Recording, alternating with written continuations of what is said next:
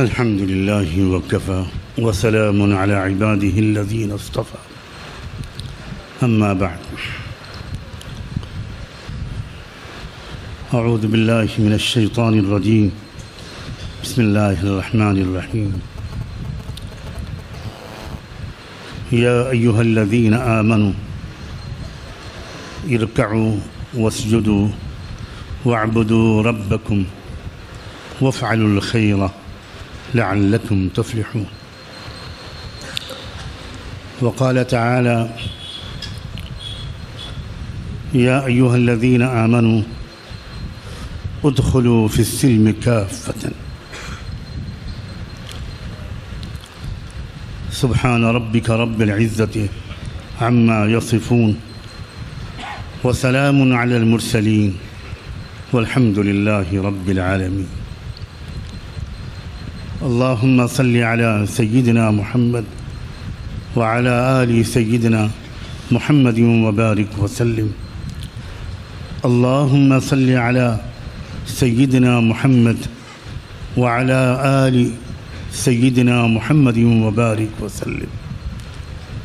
اللهم صل على سيدنا محمد وعلى آل سيدنا محمد وبارك وسلم.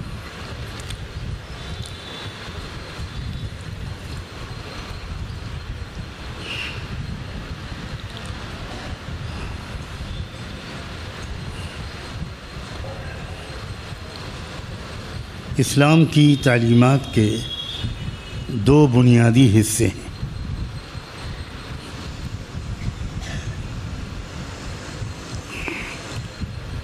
ایک حصے کا پورا نشانہ اور ہدف یہ ہوتا ہے کہ ہر انسان کا اپنے رب سے تعلق درست ہو.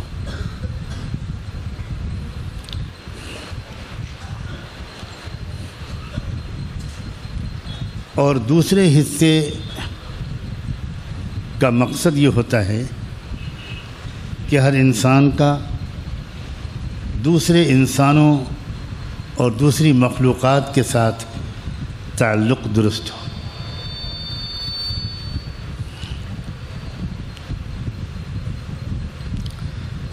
رب کے ساتھ تعلق درست ہونے کا مطلب یہ ہے کہ انسان اپنے رب کو پہچانے، اس سے مانوس ہو.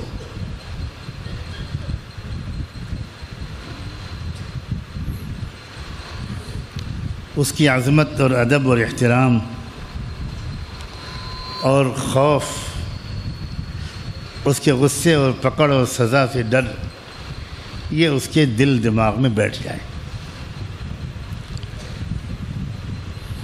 وہ اپنے رب سے محبت کرنے لگے، اپنائیت محسوس کرنے لگے، قرب محسوس کرنے لگے.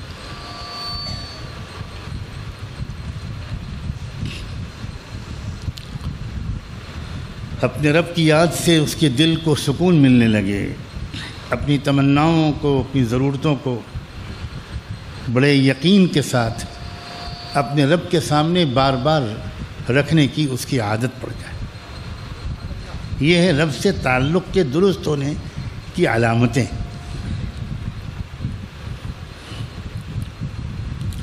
کوئی شخص مان تو لے کہ میرا رب ہے اور ایک ہی ہے، کوئی اور نہیں ہے، لیکن پھر بھی تفصیلی طور پر اس انسان کو اپنے رب کی پہچان نہ ہو، طبیعت مانوس نہ ہو، اپنے رب کے پیار اور قدرت پر بھروسہ نہ ہو، اپنے رب کی محبت نہ ہو. جیسے کسی کو وہ لوگ یاد آتے ہیں جن سے اس کو محبت ہوتی ہے، چلتے پھرتے اٹھتے بیٹھتے، اس طرح اس کو اپنا رب کبھی یاد نہ آتا ہو تو یہ رب سے تعلق بہت ادھورا اور بہت کچا اور کم ہے. ہم میں سے ہر ایک کے ذمے یہ ہے، اور اسی لیے ہم لوگ ایسی مجالس میں حاضر ہوتے ہیں کہ ہمارا رب سے تعلق بڑھ جائے، اور ایک خوشخبری سنانے کا دل چاہتا ہے کہ کسی کا آنا انشاءاللہ بیکار نہیں جاتا۔ تعلق بڑھتا ہوا محسوس اکثر نہیں ہوتا، اور آدمی اسی کا رونا روتا رہتا ہے کہ میں تو جیسے تھا ویسے ہی ہوں، جہاں تھا وہیں ہوں۔ حالانکہ اکثر ایسا نہیں ہوتا، تعلق بڑھتا ہے، اور محسوس اس لیے نہیں ہوتا کہ اگر محسوس ہونے لگے تو ترقی رک جائے، اور ہو سکتا ہے کہ غرور اور گھمنڈ آ جائے۔ جیسے کسی کمرے میں اندھیرا ہو اور آپ روشنی کا انتظام کر دیں، اس کمرے میں لائٹ جلا دیں، شمع روشن کر دیں، تو اچانک آپ کو لگے گا کہ ارے یہ تو روشنی ہو گئی، لیکن اس کے بعد آپ ایک موم بتی، ایک شمع اور وہاں پر رکھ دیں تو روشنی کا اضافہ محسوس ہوگا، پتہ چلے گا کہ روشنی بڑھی، حالانکہ حقیقتاً بڑھی یقیناً ہے۔ اگر کوئی مشین لا کر رکھ دی جائے جو روشنی کو چیک کرے تو وہ رپورٹ دے گی کہ اتنے درجے، اتنے پوائنٹ روشنی بڑھی ہے۔ ایک شمع اور رکھ دیجئے، پھر پتہ نہیں چلے گا۔ حکیم الامت حضرت تھانوی رحمۃ اللہ علیہ نے تو یہاں تک فرما دیا ہم لوگوں کے دلوں میں امید بڑھانے کے لیے کہ تم کیوں مایوس ہوتے ہو، ہر نماز کی ہر رکعت میں تمہارا اللہ سے تعلق بڑھتا ہے۔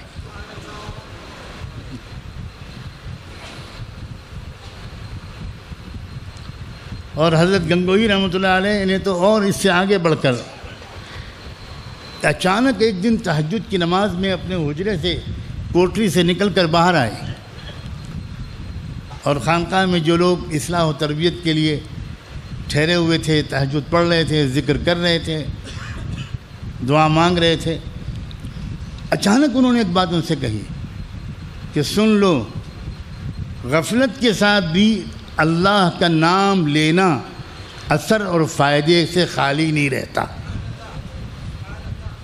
غفلت کے ساتھ بھی۔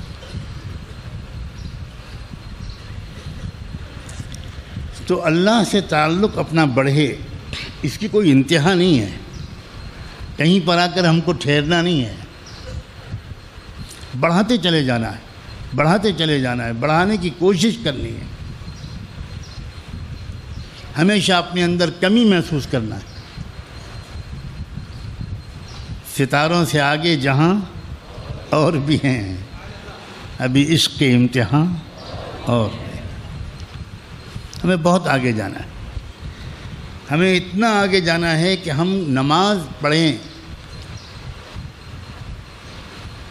تو ایسا لگے کہ جیسے ہم اپنے اللہ کو دیکھنے لگے، یہاں تک پہنچنا ہے۔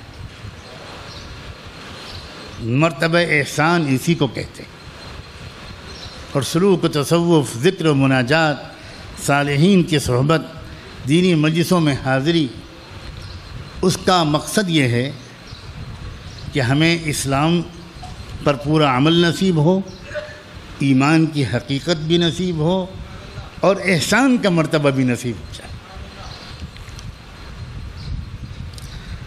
تو ایک حصہ دین کا وہ ہے جس میں سکھایا جاتا ہے، زور دیا جاتا ہے، اور وہ طریقے بتائے جاتے ہیں جن سے ہمارا اپنے رب سے تعلق بڑھے۔ نعمتوں کے استعمال کے وقت رب یاد آ جائے، تکلیف کے آنے کے وقت رب یاد آ جائے، سبب اختیار کرنے سے پہلے رب یاد آ جائے۔ سبب اختیار ضرور کرنا ہے، لیکن پہلے مسبب الاسباب کو یاد کرنا ہے، اس سے دعا مانگنی ہے۔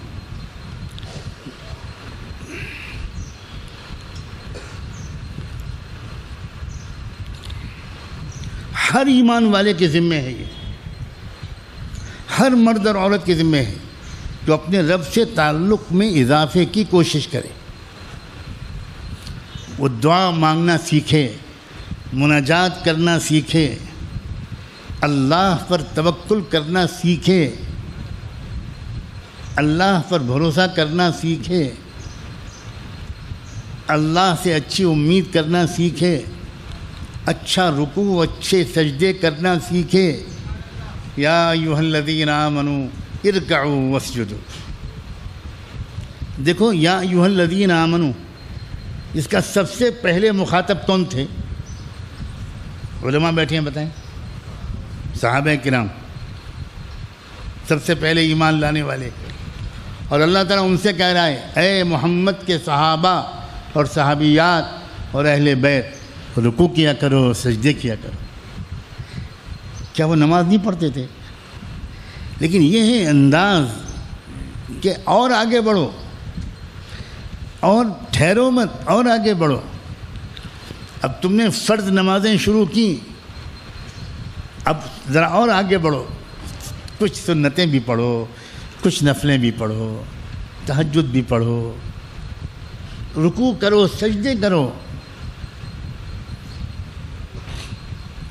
اور وَاعْبُدُوا رَبَّكُمْ، اور اپنے رب کے بندے بن کر جینا سیکھو، اپنے رب کے بندے بن کر جیو، غلام بن کر جیو۔ غلام اپنی مرضی کا مالک نہیں ہوتا، بندہ بھی اپنی مرضی کا مالک نہیں ہوتا۔ اس طرح کی زندگی گزارو جیسے ماتحت تابع غلام بندہ گزارتا ہے۔ تو ایک حصہ تو اسلام کی تعلیمات کا یہ ہے، اور بھائی ہم سب اپنا اپنا الگ الگ جائزہ لیں، دیکھیں کہ ہمارے دل میں اللہ سے محبت کتنی آئی، اللہ کا دھیان یاد کتنی آئی، اللہ سے ملاقات کا شوق کتنا آیا۔ حضور دعا مانگتے تھے، اے اللہ مجھے اپنی ملاقات کا شوق عطا فرما۔ لیکن ساتھ میں ایک بات اور کہتے تھے، من غیر فتنة ولا ضراء مضرة۔ صلاۃ والسلام ہو اللہ کے رسول، ایک ایک لفظ میں اتنے گہرے اشارے فرماتے تھے، کیونکہ جب اللہ کا شوق بہت زیادہ انسان کے اوپر آ جائے تو اتنا بھی ہو سکتا ہے کہ وہ نہ بیوی کو دیکھے، نہ بچوں کو دیکھے، نہ ان کے حقوق ادا کرے، ظاہر ہے اس کا تو دھیان ایک ہی طرف ہے۔ تو حضور مانگتے تھے کہ مجھے اپنا ملاقات کا شوق اتنا دیجئے کہ میری وجہ سے کسی کو تکلیف نہ ہو اور کوئی نقصان نہ پہنچے۔ اس موقع پر بھی آپ کو حقوق العباد یاد ہے، اللہ سے محبت کا جذبہ جوش مار رہا ہے، اور ملاقات کے لیے آپ تڑپ رہے ہیں، لیکن اس وقت بھی آپ کو حقوق العباد یاد ہے۔ کمال کی زندگی تھی رسول اللہ۔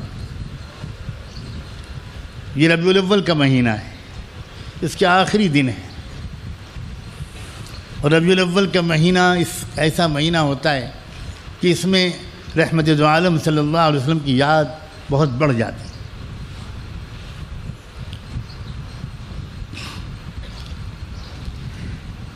آپ کی سیرت کی ایک عجیب و غریب خصوصیت ہے، یہ جتنا آپ کے دل کو اللہ سے عشق و تعلق تھا، کائنات میں کسی اور کے دل میں اتنا عشق و تعلق شاید کبھی نہیں ہوا۔ اس کے باوجود ٹھیک ان محبت اور عشق الہی کے لمحات میں بھی آپ کو اس کا خیال رہتا تھا کہ کسی کا دل نہ دکھے، کسی کو تکلیف نہ پہنچے، اور اللہ کو بھی میں خوش کر دوں اور اللہ کے ان بندوں اور بندیوں کو بھی خوش کر دوں جن کا حق میرے اوپر ہے، ان کو بھی خوش کر دوں۔ تو یہ جو دوسرا حصہ ہے اسلام کی تعلیمات کا، جس میں اس پر زور دیا گیا اور یہ سکھایا جاتا ہے کہ بھائی اللہ کی مخلوق سے بھی تعلق درست۔ اب مخلوق میں درجہ بدرجہ ماں باپ آتے ہیں، شوہر کے لیے بیوی آتی ہے، بیوی کے لیے شوہر آتا ہے، ماں باپ کے لیے اولاد آتی ہے، پھر اور رشتہ دار آتے ہیں، قریب کے رشتہ دار، خالہ، پھوپھی، ممانی، چچی، ماموں، خالو، پھوپھا، چچا، پھر کزنس آتے ہیں، خالہ زاد، چچا زاد، پھوپھی زاد، ماموں، بھائی اور بہن، اور ان کے اور آگے پھر ان کی اولادیں، بھتیجے، بھانجے، بھتیجیاں، بھانجیاں، پھر اپنی بہو، اپنی اولاد کے بعد اپنی بہو، اپنے داماد، اپنے پوتے پوتیاں، نواسی نواسیاں، بچے، پھر اور رشتہ دار۔ اسلام کی تعلیمات کا یہ لازمی حصہ ہے کہ اپنے تمام رشتہ داروں کے ساتھ درجہ بدرجہ اچھا تعلق رکھو۔ حد ہے رحمت دو عالم صلی اللہ علیہ وآلہ وسلم کے اس پہلو پر زور دینے کا یہ عجیب انداز۔ آپ جانتے تھے کہ آپ کے سمجھدار امتیوں کو ایک شوق یہ ہوگا کہ ہم نے نہیں دیکھا اللہ کے رسول کو زندگی میں، مثلا بعد میں آنے والوں نے، تو قیامت کے اندر کوئی ایسا مسئلہ آ جائے، قیامت کے دن جو بہت لمبا دن ہوگا، اللہ جانے ہزاروں سال کا ہوگا، کیا ہوگا، 50,000 سال کا ایک دن ہوگا، کیسے گزرے گا وہ دن۔ اب جب پتہ چلتا ہے کہ کچھ لوگ اس دن عرش الہی کے سائے میں اللہ کے رسول کے پاس بیٹھے ہوں گے، قریب بیٹھے ہوں گے، تو ایک اشارہ فرمایا حضور نے کہ سب سے قریب تم میں سے مجھے اس دن اسے بٹھایا جائے گا جس کے اخلاق اچھے ہوں۔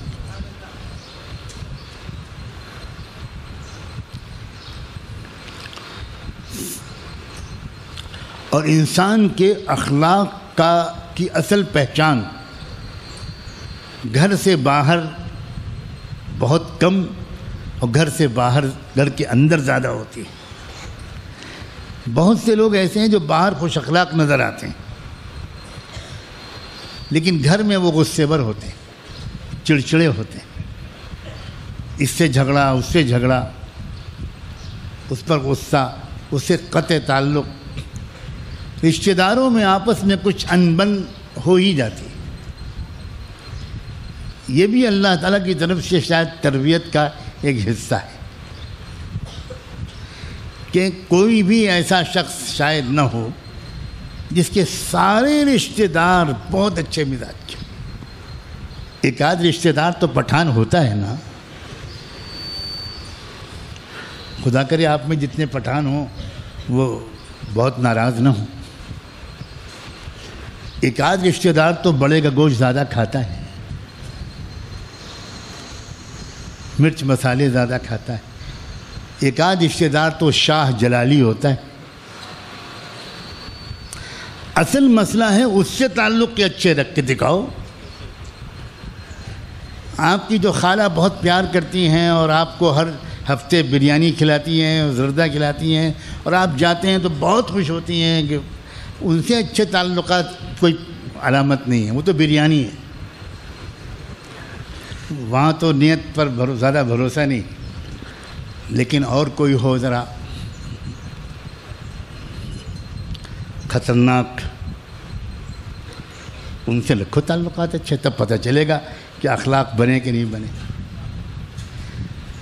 اور جو انسان اپنے پورے خاندان کو سمیٹنا چاہتا ہے، اس کو ایک گر کی بات بتاتا ہوں، اپنے حق چھوڑتے چلے جاؤ، دوسروں کے حق ادا کرتے چلے جاؤ، تم خاندان کو جوڑنے میں کامیاب ہو جاؤ۔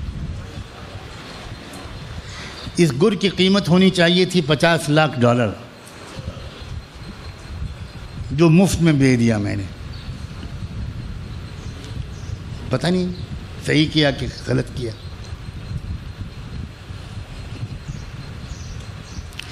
جب تک آپ اپنا حق کی لڑائی لڑتے رہیں گے اور یہ چاہیں گے کہ حق مجھے ملے، تو حق ملے یا نہ ملے وہ الگ بات ہے، وہ آپ کی قسمت پر ڈیپینڈ کرتا ہے، لیکن تعلقات ضرور خراب ہوں گے. تعلقات ٹھیک رہنے اور رشتہ داروں کے ساتھ بہت محبت کے تعلقات رکھنے کے لیے ضروری ہے کہ صل من قطعک واعف عمن ظلمک. دیکھو، جو تم سے تعلقات توڑے اس سے تعلقات ضرور جوڑنا، یہ اللہ کے رسول نے ارشاد. اور جو تمہارے ساتھ کوئی زیادتی کرے اسے دل سے معاف کر کے بول جانا.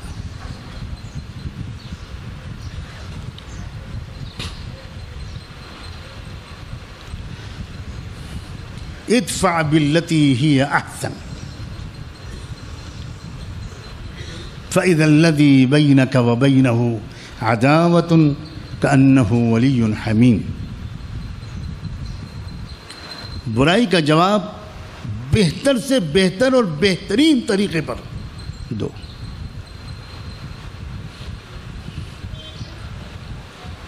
باللتی ہی احسن. کوئی تمہارے ساتھ برائی کرے، کوئی تمہارا قریبی کرے، رشتہ دار کرے، دوست کرے، پڑوسی کرے، کوئی دوسری قوم کے سماج کے لوگ کریں، تم کیا کرو؟ تم اس کا جواب بہتر سے بہتر طریقے پر، خوبصورت ترین طریقے پر اس کا جواب دو. اللہ تعالیٰ کہتے ہیں اس سے نتیجہ کیا نکلے گا؟ دنیا میں نکلنے والا نتیجہ اللہ بیان کرتے ہیں، کیونکہ ہم اللہ تعالیٰ ہماری جلد بازی کو جانتے ہیں کہ آخرت تک کے ثواب کا انتظار کرنا ذرا مشکل ہے. تو ہم چاہتے ہیں کہ اللہ میاں تھوڑا نقد بھی. تو اللہ تعالیٰ ہماری مزاج کا رعایت کرتے ہوئے کہتے ہیں کہ تم کو میں دنیا میں ایسا انعام دوں گا کہ جس کے اور تمہارے بیچ میں سخت دشمنی ہوگی وہی تمہارا جگری دوست بنے گا. اور یہ افراد کے بارے میں بھی ہے اور قوموں کے بارے میں بھی. جو قوم تمہاری سخت دشمن ہوگی اس پر عمل کر کے دیکھنا، تم نفرتوں کے جواب محبتوں سے دے کر دیکھنا، دشمنیوں کا جواب دوستی اور بدخواہی کا جواب خیر خواہی سے دے کر دیکھنا. اسی قوم کو میں تمہارا جگری دوست بنا دوں.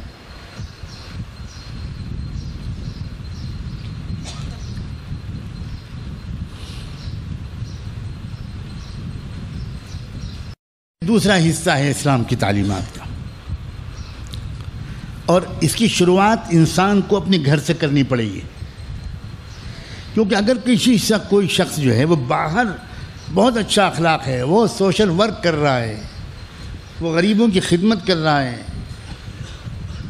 وہ سردیوں کے موسم میں کمبل بانٹ رہا ہے، لوگوں کے ہاں گھر میں راشن پہنچا رہا ہے، پانی اور شربت کی سبیلیں لگا رہا ہے، لیکن گھر میں جھگڑا ہے، اس کا مطلب یہ ہے کہ اس کے اخلاق اچھے نہیں ہیں. یہ سارے کام جو باہر کر رہا ہے یہ دکھاوے کے ہیں کسی اور مقصد کے لیے. اوریجنلی جس کے اخلاق اچھے ہوں گے وہ پہلے گھر میں اچھے ہوں. اسی لیے اخلاق کی گواہی بیویوں سے لوں گا میں انشاءاللہ. سب کے نمبر نوٹ کر لینا بھیا. اور بیویاں تو شیخ چلی کی بھی نہیں معتقد ہوتی، اس لیے ذرا اگلے مجلس میں ہوشیاری سے آنا، اس لیے کہ میرے دفتر میں آپ کی FIR لکھائی جا چکی ہو کہ یہ آتے ہیں خانقاہ میں بہت سبحان اللہ کہتے ہیں. ارے میں نے تو عام بات کہی.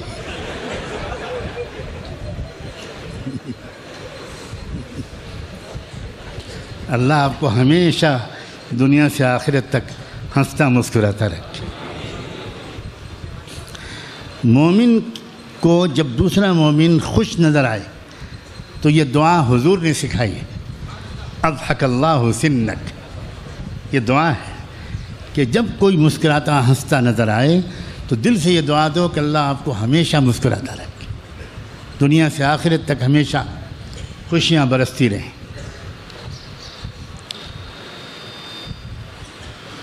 اخلاق کی اصل جو پہچان ہے وہ گھر کے اندر ہے.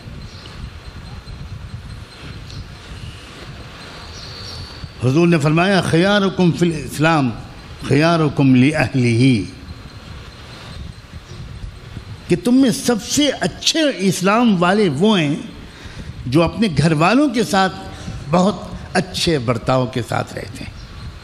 اور پھر فرمایا وَأَنَا خَيْرُكُمْ لِأَهْلِي، اور میں اپنے گھر والوں کے ساتھ تم میں سب سے زیادہ خوش اخلاقی کا برتاؤ کرتا. یہ ہے اصل چیز. اور جب اس انسان کے اخلاق اندر سے اچھے ہو جاتے ہیں تو پھر یہ اب اس کو بناوٹ نہیں کرنی ہے. اب یہ سب رشتہ داروں کے ساتھ اچھا، شوہر بیوی پر مہربان، بیوی شوہر پر قربان، ماں باپ اپنی اولاد کے ساتھ بہت بہت خوش مزاج، اولاد اپنی ماں باپ پر نچھاور، بھائی اپنی بہن پر فدا اور شہدا، اور بہن اپنے بھائی پر قربان. ایک عجیب ماحول ہوتا ہے. اور واللہ جس گھر میں ایسی محبتوں کا ماحول نہیں ہے اس کے دین میں بہت کمی ہے، چاہے سب لوگ بظاہر دیندار نظر آتے، بہت کمی. جہاں ساس اور بہو میں جھگڑا ہے اس گھر میں دینداری نہیں ہے. جہاں نند اور بھاوج میں جھگڑا ہے وہاں اصلی اور مکمل دینداری نہیں ہے. ساس اور بہو کے درمیان اتنی محبت ہو کہ اجنبی دیکھنے والی عورتیں یہ سمجھنے لگیں کہ شاید یہ بیٹی ہے جو بہت سال کے بعد میکے آئی ہے. ایسی محبت ہونی چاہیے. یہ ہے ایمان والی ساس. یہ چیز ہے جو اسلام سکھانے آیا ہے. اسلام خشک روکھی ٹوپی داڑھیں کرتے اور برقعے والی دینداری سکھانے کے لیے نہیں آیا. بناوٹی دینداری اور مکاری والی دینداری یہ تو پہلے سے موجود تھی. ہزاروں لوگ موجود تھے یہ والی دینداری لیے ہوئے. منبر و محراب بھی موجود تھے، خانقاہیں بھی موجود تھیں، عبادت گاہیں بھی موجود تھیں، دینی مدرسے بھی موجود تھے، وعظ اور نصیحت کی مجلسیں بھی ہوتی تھیں. أَتَأْمُرُونَ النَّاسَ بِالْبِرِّ وَتَنْسَوْنَ أَنفُسَكُمْ. کتابوں کا، آسمانی کتابوں کا پڑھا جانا بھی موجود تھا. وَأَنْتُمْ تَتْلُونَ الْكِتَابَ. سب کچھ تھا، لیکن وہ سب ادھوری، ظاہری، جھوٹی دینداری تھی. رحمت دو عالم صلی اللہ علیہ وسلم کی تربیت سے جو لوگ تیار ہوئے تھے وہ چاہے صحابہ کہلاتے ہوں یا اہل بیت، سب کے سب اصلی دیندار تھے.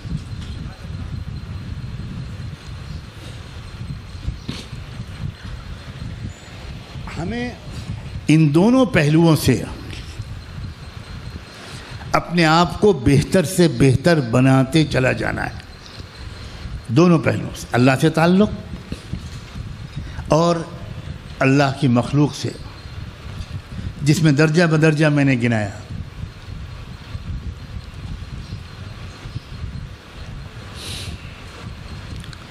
اگر کوئی باہر کے لوگوں کے ساتھ بہت ہنستا مسکراتا ہے، دکان پر آئے ہوئے کسٹمرز کے ساتھ بہت اچھے اخلاق سے پیش آتا ہے، لیکن ماں سے بدتمیزی سے بات کرتا ہے، بیوی کو ذرا ذرا سی بات پر ڈانٹتا ہے، بچوں کو جھڑکتا ہے، تو یہ تو کاروباری اخلاق ہیں. اس کا اخلاق سے کوئی تعلق نہیں. اب جو پہلا والا معاملہ ہے یعنی اللہ سے تعلق، اس کے لیے یہی طریقے ہیں کہ اپنی نماز کو بہتر سے بہتر بنانے کی کوشش کریں. نماز پر محنت کرو دوستو، نماز کو بہتر بناؤ. کم سے کم 24 گھنٹے میں ایک بار، میں شروعات کے لیے کہتا ہوں، ایک پریکٹیکل ترکیب بتاتا ہوں. کوئی وقت ایسا چنو، مغرب بعد، عشاء بعد، سونے سے پہلے 2 رکعت یا 4 رکعت، میں زیادہ کو بھی نہیں کہتا، اس نیت سے پڑھو کہ یہ سکون کا وقت ہے، سب چیزوں سے فارغ ہو گیا، اب میں یہ نماز اچھی سے اچھی دھیان والی پڑھنے کی کوشش کرتا ہوں تاکہ میری مستقل نمازیں دھیان والی بن جائیں. یہ بڑی پیاری ترتیب ہے، اور یہ ایک میوات کے ان پڑھ میاں جی نے مجھے بتائی تھی.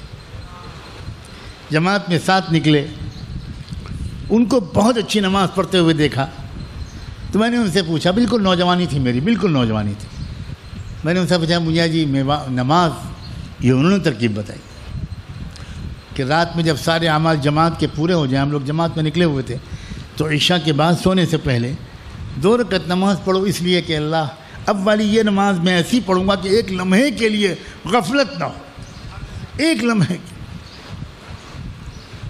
بہت آسان اور بہت مؤثر ترکیب ہے. جب آپ رات میں نفلوں میں شروع کرو گے تو دھیرے دھیرے پھر عادت آئے گی کہ نماز فرض جب پڑھو گے تو دھیان آ جائے گا، خیال آ جائے گا. 4 رکعت کے فرض پڑھو گے، ہو سکتا ہے پوری 4 رکعت میں اتنا دھیان نہ رہے، لیکن 4 میں 2 میں ہو جائے گا، کسی سجدے میں آ جائے گا، کسی رکوع میں آ جائے گا، تشہد میں آ جائے گا، دھیرے دھیرے بڑھے گا پھر وہ. تو نماز پر خاص محنت کرنے کی ضرورت ہے. گناہوں سے پریشان نوجوان اللہ کی یہ خبر پر دھیان کیوں نہیں دیتے کہ ان الصلاۃ تنہی عن الفحشاء والمنکر.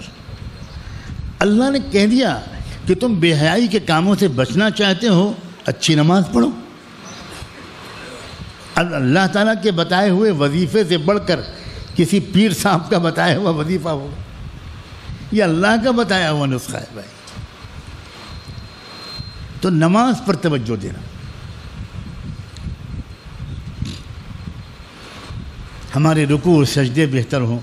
ظاہری طور پر بھی جیسی نماز ہم پڑھتے ہیں اس میں 2-4 غلطیاں مسائل کے اعتبار سے بھی ہو سکتا ہے ہوتی ہوں ہم سے، تو ایسا بھی کرنا چاہیے کہ کسی عالم اور مفتی سے اس سے پوچھ لیا جائے.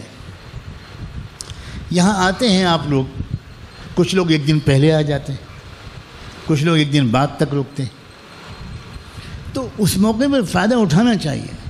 یہاں جو علماء ہیں، مفتی حضرات ہیں، ہمارے ناظم خانقاہ مفتی بلال صاحب ہیں، کوئی جو آپ کو آسانی سے میسر ہو ان کی خوشامد کیجیے کہ کسی وقت میں 10 منٹ ذرا مجھے نماز میری دیکھ لیجیے، میری انگلیاں سجدے میں صحیح ہوتی ہیں کہ نہیں ہوتی، میرے پیر کے انگلیاں سجدے کے موقع پر صحیح ہوتی ہیں کہ نہیں ہوتی، کیا نظام رہتا ہے، میرا قعدہ صحیح ہوتا ہے کہ نہیں ہوتا، میرا قومہ اور قیام صحیح ہوتا ہے کہ نہیں ہوتا، میری قرأت سن کے دیکھ لیجیے کہ میں صحیح فاتحہ پڑھتا ہوں کہ نہیں پڑھتا.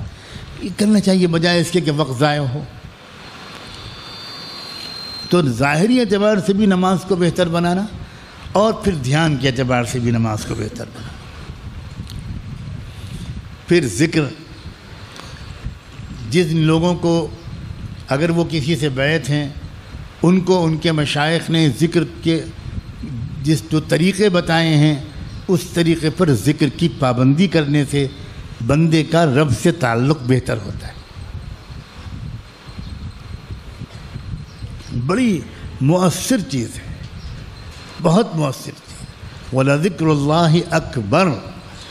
اللہ نے فرمایا کہ اللہ کا ذکر تو سب سے بڑا عمل ہے، سب سے بڑا عمل ہے. اب جس کو اللہ اکبر قرار دے، سب سے بڑا عمل قرار دے، اس کی بڑائی کا کیا ٹھکانہ.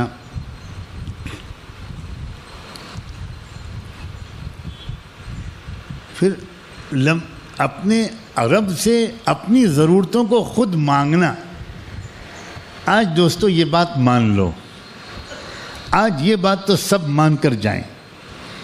ہم لوگ دعا کراتے ہیں، دعا کرانا کوئی غلط نہیں ہے، لیکن اصل چیز خود دعا مانگنا ہے.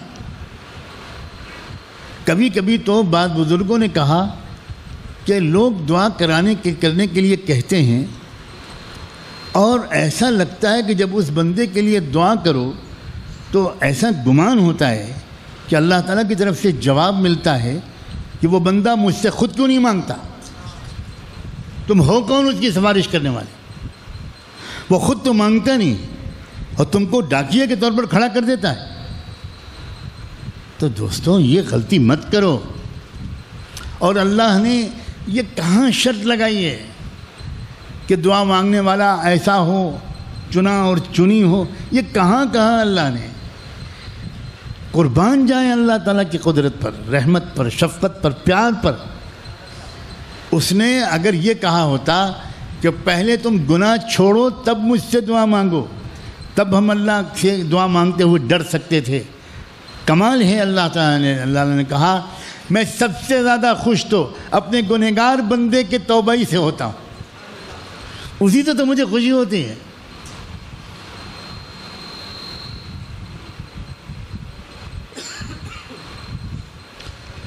اس لیے اپنی ضرورتوں کے لیے، اپنے مسائل کے لیے، وہ روزی روٹی کے مسائل ہوں، بیٹی کے رشتے کے مسائل ہوں، گھر میں کوئی الجھن ہو، کاروباری دقت ہو، کوئی بھی چیز ہو، اس کے لیے خود اللہ سے مانگنا اور لمبی دعائیں کرنا۔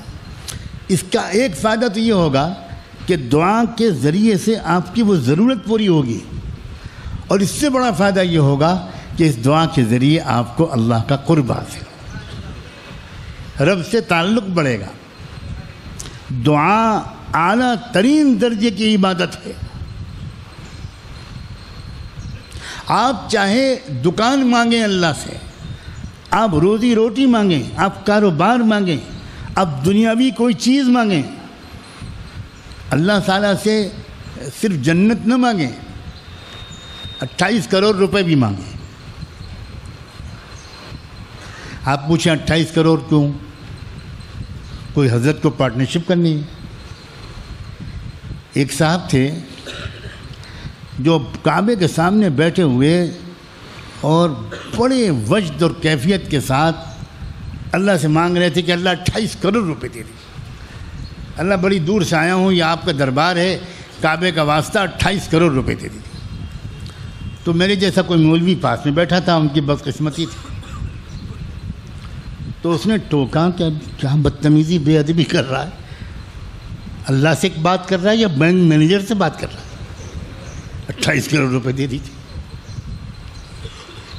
تو اس نے جواب دیا ابے چپ، تجھ سے تو نہیں مانگ رہا ہوں میں، اللہ سے مانگ رہا ہوں، تب تو تیرے پیٹ میں اتنا درد ہو رہا ہے، اگر تجھ سے مانگ رہا ہوتا تو میرا گلے ہی گھوٹ دیتا، بخیل کی اولاد۔ ارے بابا میرا ایک سامان تجارت کا ڈوب گیا، میرے اوپر قرضہ ہے 28 کروڑ کا، اللہ سے مانگ رہا ہوں، تو چپ بیٹھ۔ تو میں اس کو زیادہ سمجھدار مانگتا ہوں جو 28 کروڑ مانگ رہا تھا، اس مولوی کو نہیں مانتا جس کو بیچارے کو پریشانی ہوئی تھی۔ اللہ سے اس طرح مانگو، اللہ گھر دے دیجئے، اللہ مکان دے دیجئے، اللہ روزی دے دیجئے، اللہ قرضہ اتروا دیجئے، اللہ بیماری دور کر دیجئے۔ ہم اللہ پر یقین نہیں کرتے، اللہ کی رحمت پر ہم کو شک ہے، اللہ تعالیٰ کہاں سے دیں گے، ہمارے پر یقین نہیں ہے ہم کو۔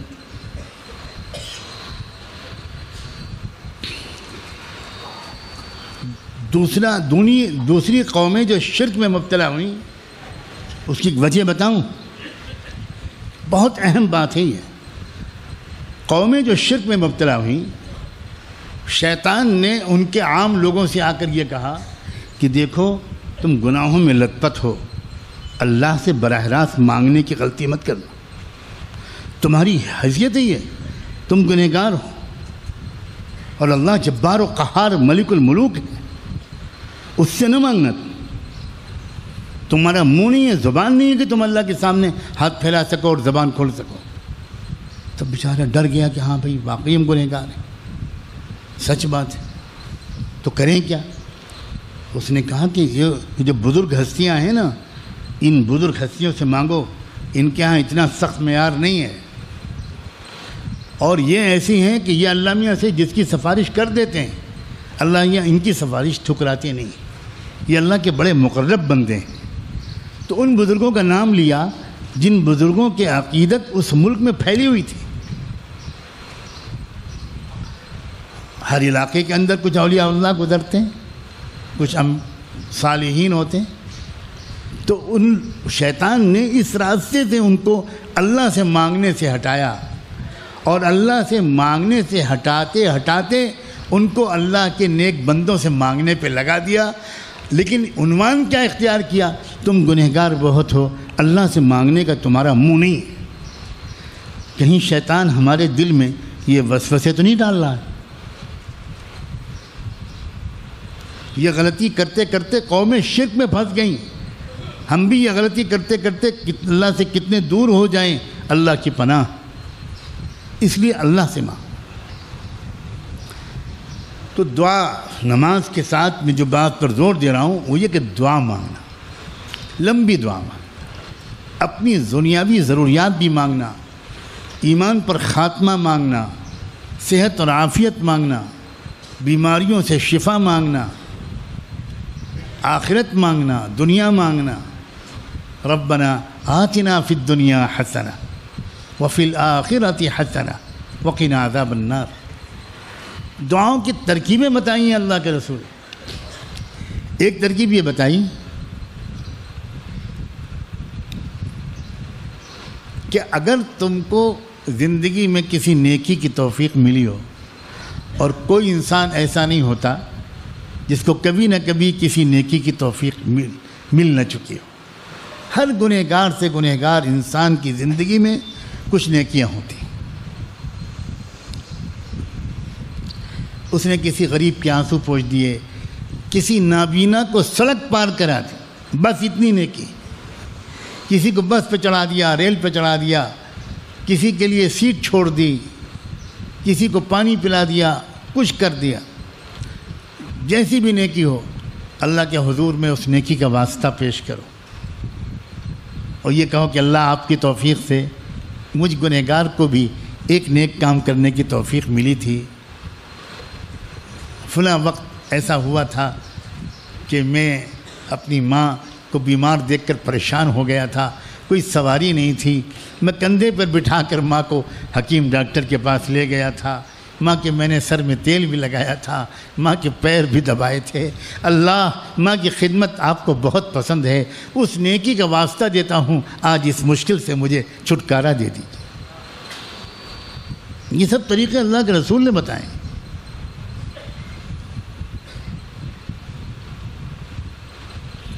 اس سے کیا ہوگا؟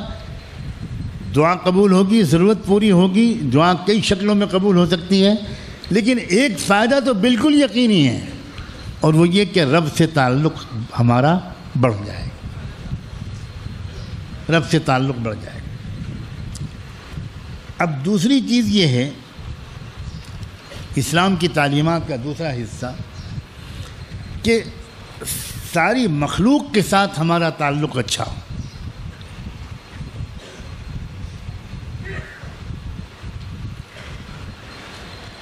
یہ جو چیزیں خانقاہ میں، خاص طور پر خانقاہوں میں ہمارے اکابر سکھاتے ہیں کہ بھئی دیکھو، تکبر اپنے دل سے نکالو،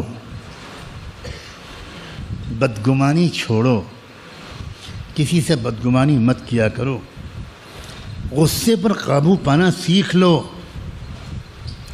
اپنے اندر سے بخل کی اور کینے کی بیماریوں کو نکالو، کسی سے حسد مت کرو، کسی کی غیبت مت کرو۔ یہ ساری تعلیمات یا پرہیز، یہ مت کرو، اس سے بچو، اس چیز کو اپنے اندر سے نکالو، یہ اس کا مقصد ہے، کیونکہ یہی چیزیں ہیں جو مخلوق سے تعلقات کو خراب کرنے کا اصل سبب بنتی ہیں۔ یہی چیزیں ہیں، بخل کی وجہ سے انسان کے تعلقات مخلوق سے خراب ہوتے ہیں، رشتہ داروں سے بگڑتے ہیں، مال کی محبت کی وجہ سے بگڑتے ہیں، لالچ کی وجہ سے بگڑتے ہیں، تکبر کی وجہ سے بگڑتے ہیں۔ اکثر تعلقات کی خرابی تکبر کی وجہ سے، میاں بیوی کے اندر تعلقات کی خرابی 99% تکبر کی وجہ سے ہوتی ہے۔ غرور، گھمنڈ،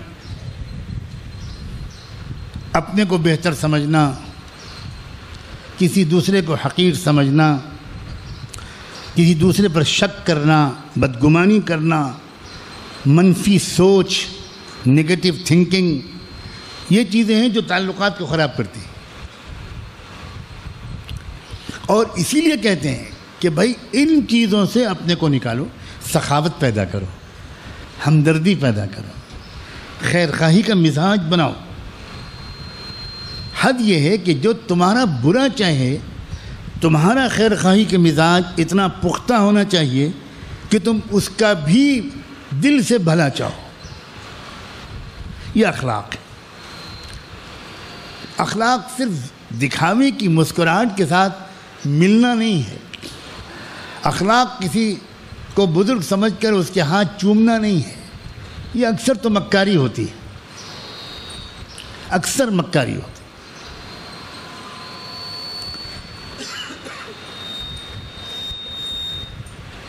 جس انسان کے اخلاق اچھے ہوتے ہیں، میں نے پہلے بھی کہا، اوریجنلی جس کے اخلاق اچھے ہوتے ہیں وہ اپنے گھر والوں کے ساتھ ہنستا مسکراتا۔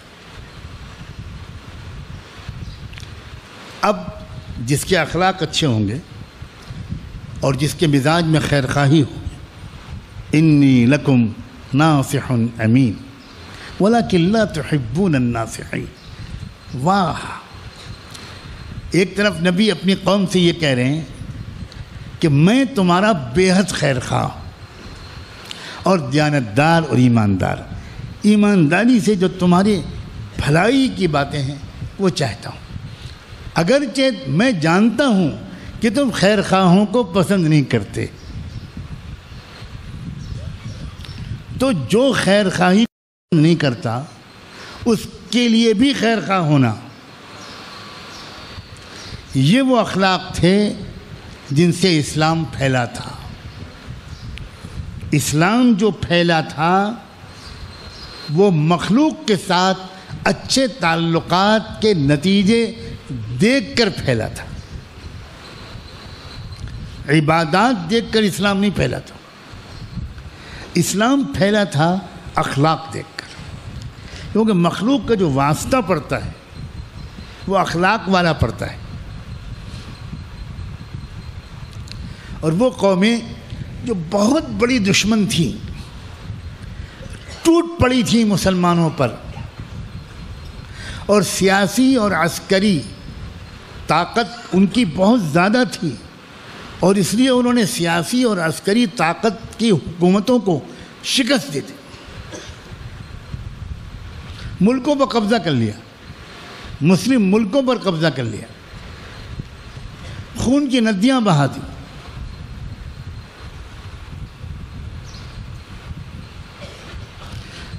دریاؤں کے رنگ بدل گئے، پانی کا رنگ بدل گیا، اتنا لاکھوں کو مارا، لیکن پھر کیا ہوا؟ اب جب ملک میں آ کر بس گئے وہ اور وہی حکومت سنبھال لی انہوں نے، تو ان کا سابقہ پڑا عام مسلمانوں سے۔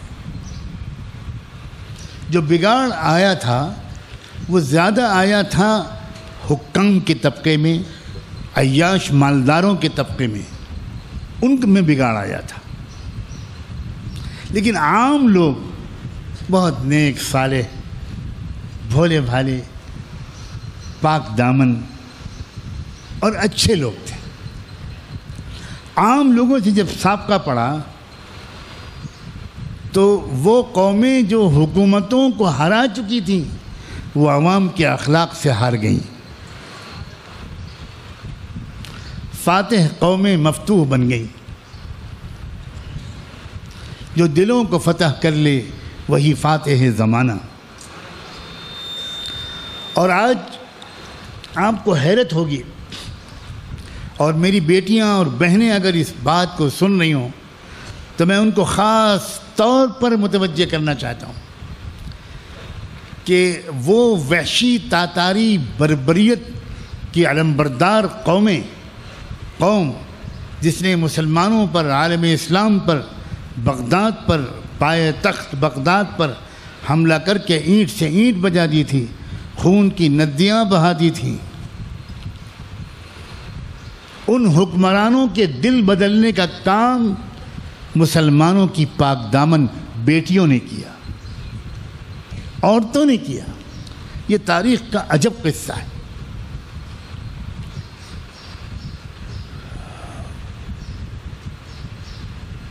وہ جب فوجی حکمراں، عمراء، جاگیردار، صوبیدار، سالار اور سپہ سالار، افسران، حکام جب آ کر اس ملک میں بسے تو انہوں نے مردوں کو تو شہید کیا، قتل عام کیا بڑے پیمانے پر، عورتوں کو گرفتار کیا، لڑکیوں کو قید کیا، اپنے گھروں میں باندیاں بنا کر لے آئے۔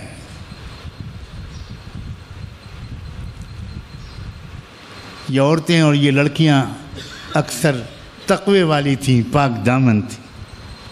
یہ گرفتار ہو کر، قید ہو کر چلی تو آئیں، بے بس تھیں، بے سہارا تھیں، لیکن راتوں کی تنہائیوں میں انہوں نے اللہ سے دعائیں مانگنی شروع کی کہ اللہ ہم بے بس، مظلوم اور بے سہارا اپنی بندیوں پر اتنا تو رحم کر دیجئے کہ ہماری عزتیں محفوظ رہیں۔ پھر انہوں نے ان کے گھر کی عورتوں سے خوشامد کرنی شروع کی، اپنے کو گرفتار کر کے لانے والے حکمرانوں اور افسروں کی گھر کی عورتوں سے خوشامد کرنی شروع کی کہ ہم 24 گھنٹے آپ سب کی خدمت کریں گے، ایک بات آپ کے ہاتھ جوڑ کر کہتے ہیں، اپنے گھر کے مردوں سے ہماری سفارش کر دیجئے کہ ہماری عزت محفوظ رکھیں، ہم اور کچھ نہیں مانگتے۔ عورتوں کے دل نرم ہو گیا، اور اللہ دلوں کا بدلنے والا ہوتا ہے۔ ان لڑکیوں اور عورتوں کا، ان کنواری دیوشیزہ خوبصورت بچیوں کا یہ ایمان اور عزم و تقوی، اس نے ان کے دل پر اثر ڈالا اللہ کی امر سے، اور ان عورتوں نے اپنے گھر کے مردوں کی خوشامد شروع کہ بہت رو رہی ہیں وہ، اور کہہ رہی ہیں کہ ہم سب خدمت کریں گے، ہمیں کوئی شکایت نہیں، حالات تو اللہ کے امر سے آتے ہیں، ہم اللہ کے امر کے سامنے سر جھکاتے ہیں، بس وہ بیچاری یہ کہہ رہی ہیں کہ آپ لوگ ان کی عزتیں نہ لوٹیے گا۔ تو ہونا تو کچھ اور چاہیے تھا، مگر جب دعا کوئی کرتا ہے تو اللہ کیا کر سکتا ہے۔ ان مردوں میں سے اکثر کا شاید یہ جواب تھا کہ ٹھیک ہے، ابھی تھوڑے دن تو ہم ان کی بات مانے لیتے ہیں، دھیرے دھیرے ماحول میں رنگ جائیں گی، پھر دیکھیں گے۔ اب انہیں کیا پتہ تھا کہ رنگنا کس کی قسمت میں لکھا ہے، انہیں کیا خبر تھی۔ اب ہوا یہ کہ مردوں نے بات مان لی، ان عورتوں اور بچیوں نے خدمت شروع کر دی۔ تھکی ہاری رات میں یہ جب اپنی کوٹری میں جس میں ان کو ٹھہرایا گیا تھا اس میں بیچاری جا کر رہتی تھیں، تو ان گھر کی عورتوں نے رات میں کچھ رونے کی آوازیں سنی تو بیچاری رحم دل بن گئیں، اور وہ جا کر اس کوٹری کے دروازے پہ کھڑے ہو کے سننے کی کوشش کرنے لگیں کہ یہ عورتیں، لڑکیاں کیوں رو رہی ہیں، کیا بات ہے، بیمار ہیں کیا ہے، یا کیا۔ تو ان کو کچھ عجیب سی بات محسوس ہوئی، اور کان لگائے، دعائیں سنی۔ تو دعا کیا مانگ رہی تھی لڑکیاں؟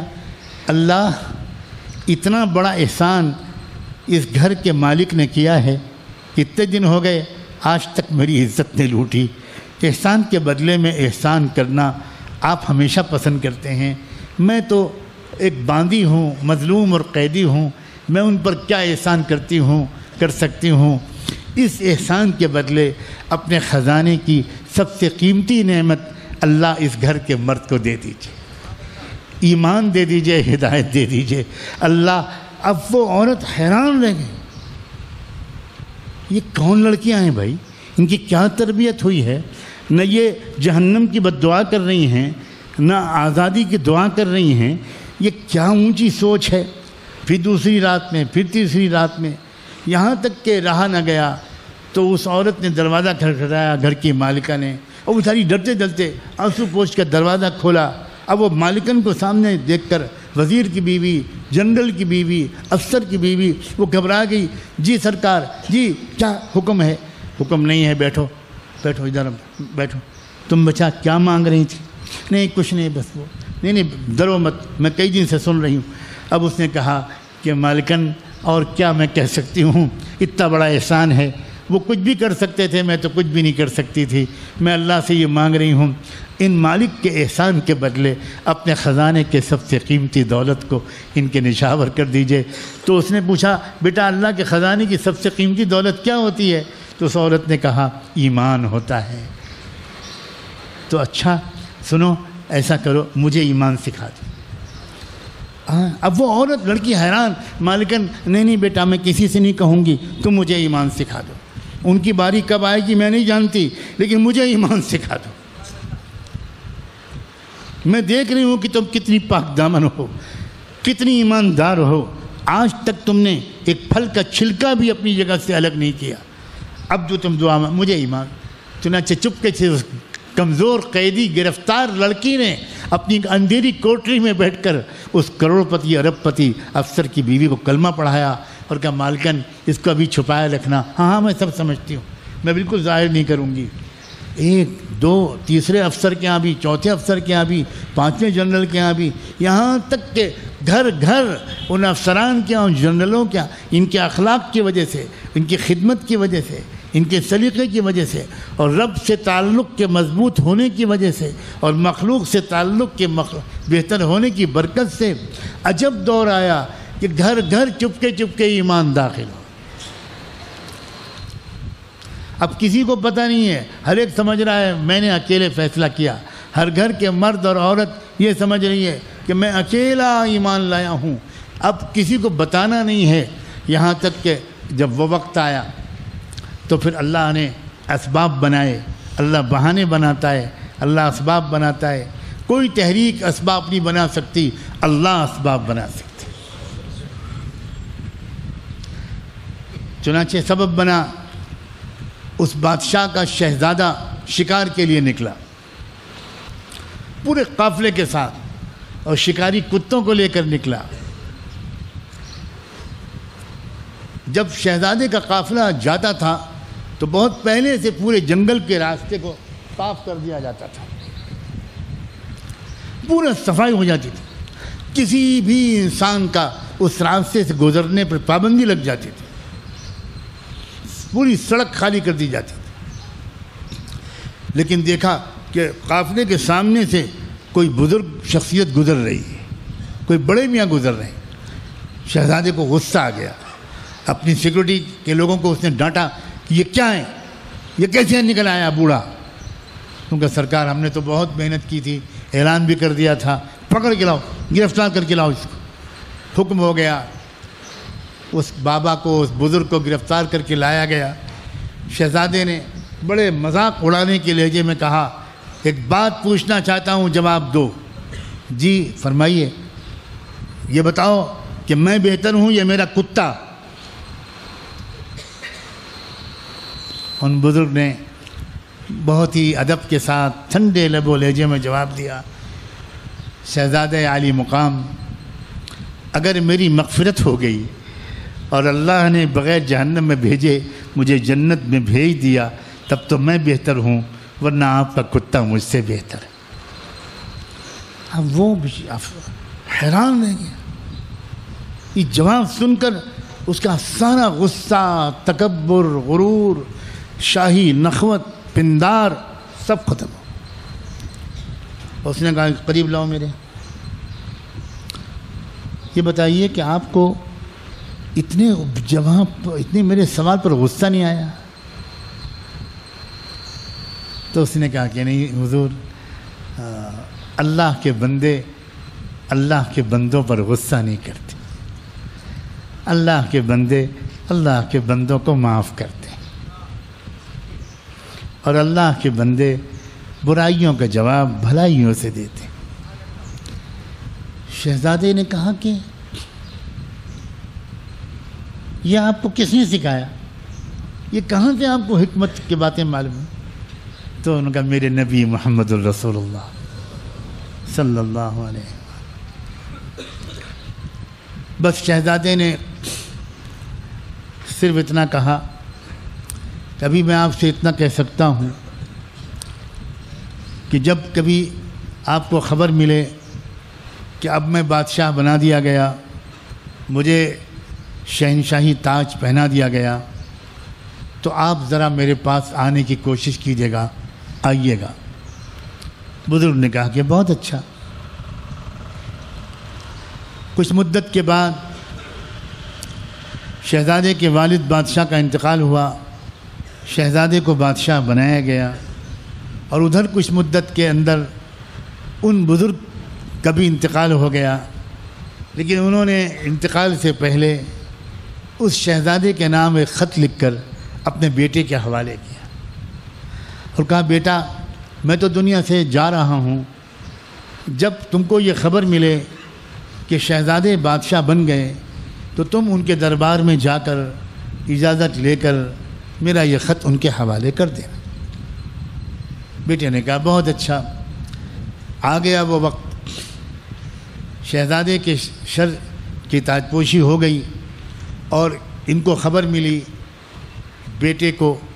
بیٹے دربار میں حاضر ہوئے، دربان سے جا کر کہا کہ مجھے ملاقات کرنے کی اجازت دے دیں، میں بادشاہ سلامت سے ملنا چاہتا ہوں۔ تو اس نے منع کیا کہ نہیں، یہ تو دربار شاہی کے آداب کے خلاف بات ہے۔ تو اس نے کہا آپ جا کر اتنا پیغام دے دیں، جو بزرگ آپ کو شکار کے درمیان ملے تھے ان کا بیٹا ان کا خط لے کر آیا ہے، اور باپ کی وصیت تھی کہ اپنے ہاتھ سے براہ راست ان کے مبارک ان کے ہاتھوں میں پیش کرنا۔ پیغام پہنچا، جواب میں اس نے فوراً بلا لیا، طلب کر لیا، لے کر آؤ۔ دربار خاص میں تنہائی میں ملاقات کا موقع دیا۔ انہوں نے بیٹے نے وہ خط پیش کیا، وہ خط اس باپ کا لکھا ہوا کہ آپ نے کہا تھا کہ جب میں بادشاہ بن جاؤں تو میرے پاس آنا، اب میں تو دنیا سے جا رہا ہوں، میں یہ خط چھوڑ کر جا رہا ہوں، جب وہ وقت آئے گا تو بیٹا شاید یہ خط آپ تک پہنچا دے۔ آپ نے کہا تھا اس وقت آنا، اب جو آپ کو کہنا ہو بیٹے سے کہہ دیں۔ بیٹے سے کہا بیٹا میں اس وقت بہت متاثر ہوا تھا اور میں نے کچھ فیصلہ کر لیا تھا، میں ایمان کو چھپائے بیٹھا ہوں، میں ایمان تو اسی وقت لے آیا تھا، کیونکہ میں سوچ بھی نہیں سکتا تھا کہ ایسے جملے کا جواب، اتنے کڑوے جملے کا جواب کوئی میٹھے انداز سے بھی دے سکتا ہے۔ تو میرے دل میں ایمان اتر گیا تھا، میں ایمان کو چھپائے ہوئے ہوں، لیکن اب میں چھپانے کی ضرورت نہیں سمجھتا۔ ابھی تم یہیں میرے ساتھ قیام کرو، جو وقت آئے گا تو میں تم اطلاع کروں گا۔ محل میں ٹھہرا دیا گیا۔ اگلے دن فجر کی نماز کے وقت، غالباً یا کسی اور نماز کے وقت، شہزادے نے حکم دیا کہ بھئی قلعے کی دیوار اور فصیل پر کھڑے ہو کر، محل کے فصیل پر کھڑے ہو کر اذان دی جائے۔ لوگ حیران رہ گئے۔ جس سے کہا وہ بھی اپنے ایمان کو چھپائے ہوئے تھا، اس کی آنکھ میں آنسو آ گئے۔ اس نے قلعے کی فصیل پر کھڑے ہو کر اذان دینی شروع کی۔ اذان کی آواز گونجی تو سارے علاقے کے لوگ جھک در جھک ٹوٹ پڑے۔ تو شہزادے کو اطلاع دی گئی کہ لوگ آ رہے ہیں، کیا ہوگا؟ وہ یہ سمجھ رہے تھے کچھ لوگ کہ شاید حملہ کرنے کے ارادے سے آ رہے ہیں۔ شہزادے نے کہا محل کے دروازے کھول دو، آج میں کچھ اعلان کرنا چاہتا ہوں، سب کو اندر بلاؤ۔ سب کو اندر بلایا۔ شہزادے نے کہا بہت عرصے سے میں لا الہ الا اللہ محمد الرسول اللہ کا کلمہ قبول کر چکا ہوں، اب وقت آ گیا ہے کہ میں اس کا اعلان کرتا ہوں۔ ابھی اذان ہوئی ہے، ابھی نماز با جماعت ہوگی۔ یہ سننا تھا کہ پورے مجمع نے نعرہ تکبیر بلند کیا اور کہا بادشاہ سلامت، ہم بھی 10 سال سے اپنے ایمان کو چھپائے ہوئے اس لمحے کے انتظار میں تھے ہم کہ کب آپ کی طرف سے اعلان ہوگا، کب پوری قوم ایمان لائے گا۔ اسی واقعے کو علامہ اقبال نے یوں اس کی ترجمانی کی تھی کہ ہے عیاں یوں رشے تتار کے فسانے سے، ہے عیاں یوں رشے تتار کے فسانے سے، پاسباں مل گئے کعبے کو صنم خانے سے۔ رب کعبہ کی قسم، ایک وقت وہ آئے گا کہ بھارت کے اندر بھی وہی تب منظر آئے گا، وہی منظر آئے گا، ایک بار پھر پاسباں ملیں گے کعبے کو صنم خانے سے، لیکن اس کا دار و مدار اس بات پر ہے کہ کتنی جلدی ہم ایمان والے اور غلامان مصطفیٰ اخلاق والے بنتے ہیں، کتنی جلدی ہمارا تعلق مخلوق سے بہتر ہوتا ہے، کتنی جلدی ہم نفرت کے جواب محبت سے دینا سیکھتے ہیں، کتنی جلدی ہم ان سب کی خیر خواہی کرتے ہیں جو بیچارے انجانے میں ہمارا برا چاہ رہے ہیں، ان کا بھی بھلا چاہنا یہ نسبت محمدی کی خاص تعلیم ہے۔ اپنا بھلا چاہنے والوں کا بھلا چاہنا کوئی کمال نہیں ہے، کمال اپنا برا چاہنے والوں کا بھلا چاہنا ہے۔ یہ کمال دکھایا تھا محمد الرسول اللہ نے کہ وہ انہوں نے کسی قوم کی ہلاکت کی بد دعا تو کیا کرتے، ہلاکت کا فیصلہ لے کر نافذ کرنے والے فرشتے طائف کے میدان میں اتر گئے۔ جب طائف میں اس پوری طرح مارا محمد الرسول اللہ کو، آج ہم اس ملک میں لنچنگ سے پریشان ہیں اور ہمیں پریشان ہونے کا حق ہے۔ ہمیں پریشان ہیں ہم بہلو خان پر، ہم پریشان ہیں عمر پر، ہم پریشان ہیں فلاں پر، ہم پریشان ہیں تبریز پر، ہم پریشان ہیں فلاں دلت نوجوانوں پر جن کی لنچنگ کی گئی، مگر لوگوں خاکم بدہن طائف کے میدان میں لنچنگ کی گئی تھی انبیاء علیہ السلام کے سردار کی۔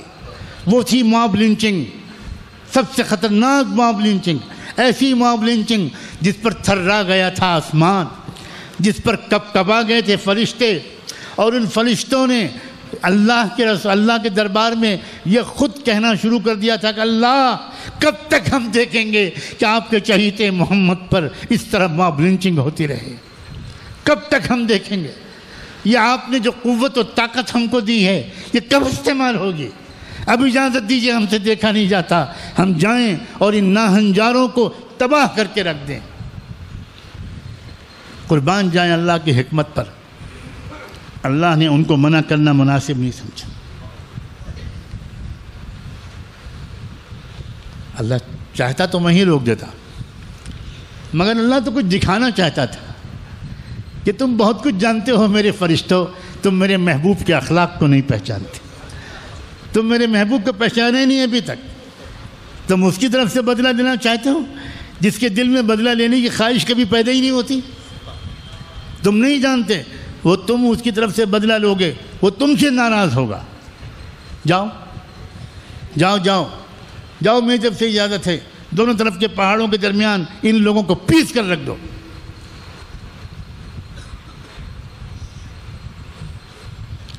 فرشتے آ گئے، مگر خیال رکھنا کارروائی شروع کرنے سے پہلے میرے محبوب سے اجازت لے لینا۔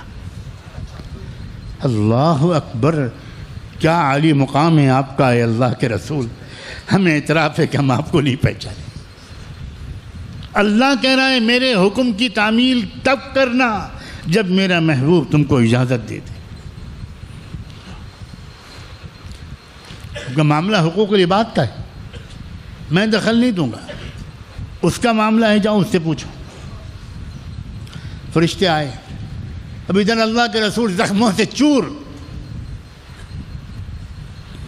طائف کا واقعہ 10 لاکھ مسلمان مار دیے جائیں تب بھی اتنا سخت واقعہ اس کو نہیں کہا جائے گا جتنا اس واقعے کو کہا جائے گا۔ لوگوں نے یہ تو دیکھا کہ اللہ کے رسول کے پیر زخمی ہو گئے، لہو لہان ہو گئے، گر پڑے، آپ بے ہوش ہو گئے، لیکن لوگوں نے آپ کے دل کے زخم کو تو نہیں دیکھا۔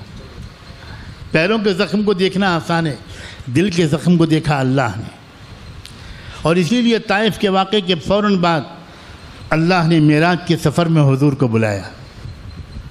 معراج کا واقعہ طائف کے واقعے کے فوراً بعد ہوا، گویا اللہ نے یہ پیغام دیا کہ محمد زمین والوں کے سلوک کو جھیل کر کبھی دخاطر نہ ہونا، تمہارا دل ٹوٹ نہ جائے، آؤ آسمانوں میں دیکھو، آسمان والے اور آسمان والوں کی نظر میں تمہارا مقام کیا ہے۔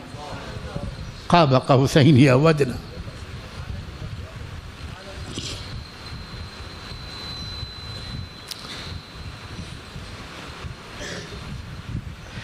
جب فرشتوں نے اللہ کے رسول کو سلام کر کے عرض کیا اور بتایا پورا واقعہ کہ اللہ نے ہمیں بھیجا ہے اور ہم آئے ہیں اس لیے کہ ان سب کو تباہ کر دیں، لیکن آپ کی اجازت کی شرط لگا دی ہے، اب آپ کی اجازت کا انتظار ہے، حکم دیجئے اللہ کے رسول، ابھی ان سب کو تباہ کر کے رکھتے ہیں جنہوں نے آپ پر موب لنچنگ کی ہے۔ جواب دیا اللہ کے رسول نے، کیا اللہ نے میری اجازت پر موقوف رکھا؟ جی اللہ کے رسول، اللہ نے کہا کہ محمد کی اجازت کے بغیر کارروائی شروع نہ کرنا۔ حضور نے ہاتھ اٹھایا آسمان کی طرف، اللہ اگر آپ نے میری مرضی پر موقوف کیا ہے تو مہربانی کیجئے ان قوم کو عذاب مت دیجئے، انہیں معاف کر دیجئے، یہ نہیں جانتے، یہ جان نہیں رہے، ابھی پہچان نہیں رہے، اللہ انہیں معاف کر دیجئے، اللہ انہیں معاف کر دیجئے، اللہ عذاب واپس بلا لیجئے۔ اور اللہ مجھے تو یہ امید ہے کہ اگر ان کو ایمان نصیب نہ ہوا تو ان کی اولادیں ایمان لے آئیں گی، میں انتظار کرنے پر تیار ہوں۔ ہم بھارت کے مسلمانوں کو یاد رکھنا چاہیے کہ ہم بھارت کے مسلمانوں کو جو ایمان ملا وہ انہی طائف والوں کے ذریعے سے ملا تھا، جو اگر اس وقت عذاب شکار ہو گئے ہوتے تو سب قوم نوح کی طرح تباہ کیے جا چکے ہوتے اور ہم تک شاید ایمان پہنچ ہی نہیں سکتا تھا۔ اور شاید اس میں اشارہ ہے اس طرف کہ بھارت کے اندر بھی ایمان اسی ترتیب پر آئے گا جس ترتیب پر طائف کی قوم پر آیا تھا، شاید اس میں اشارہ ہے اس طرف۔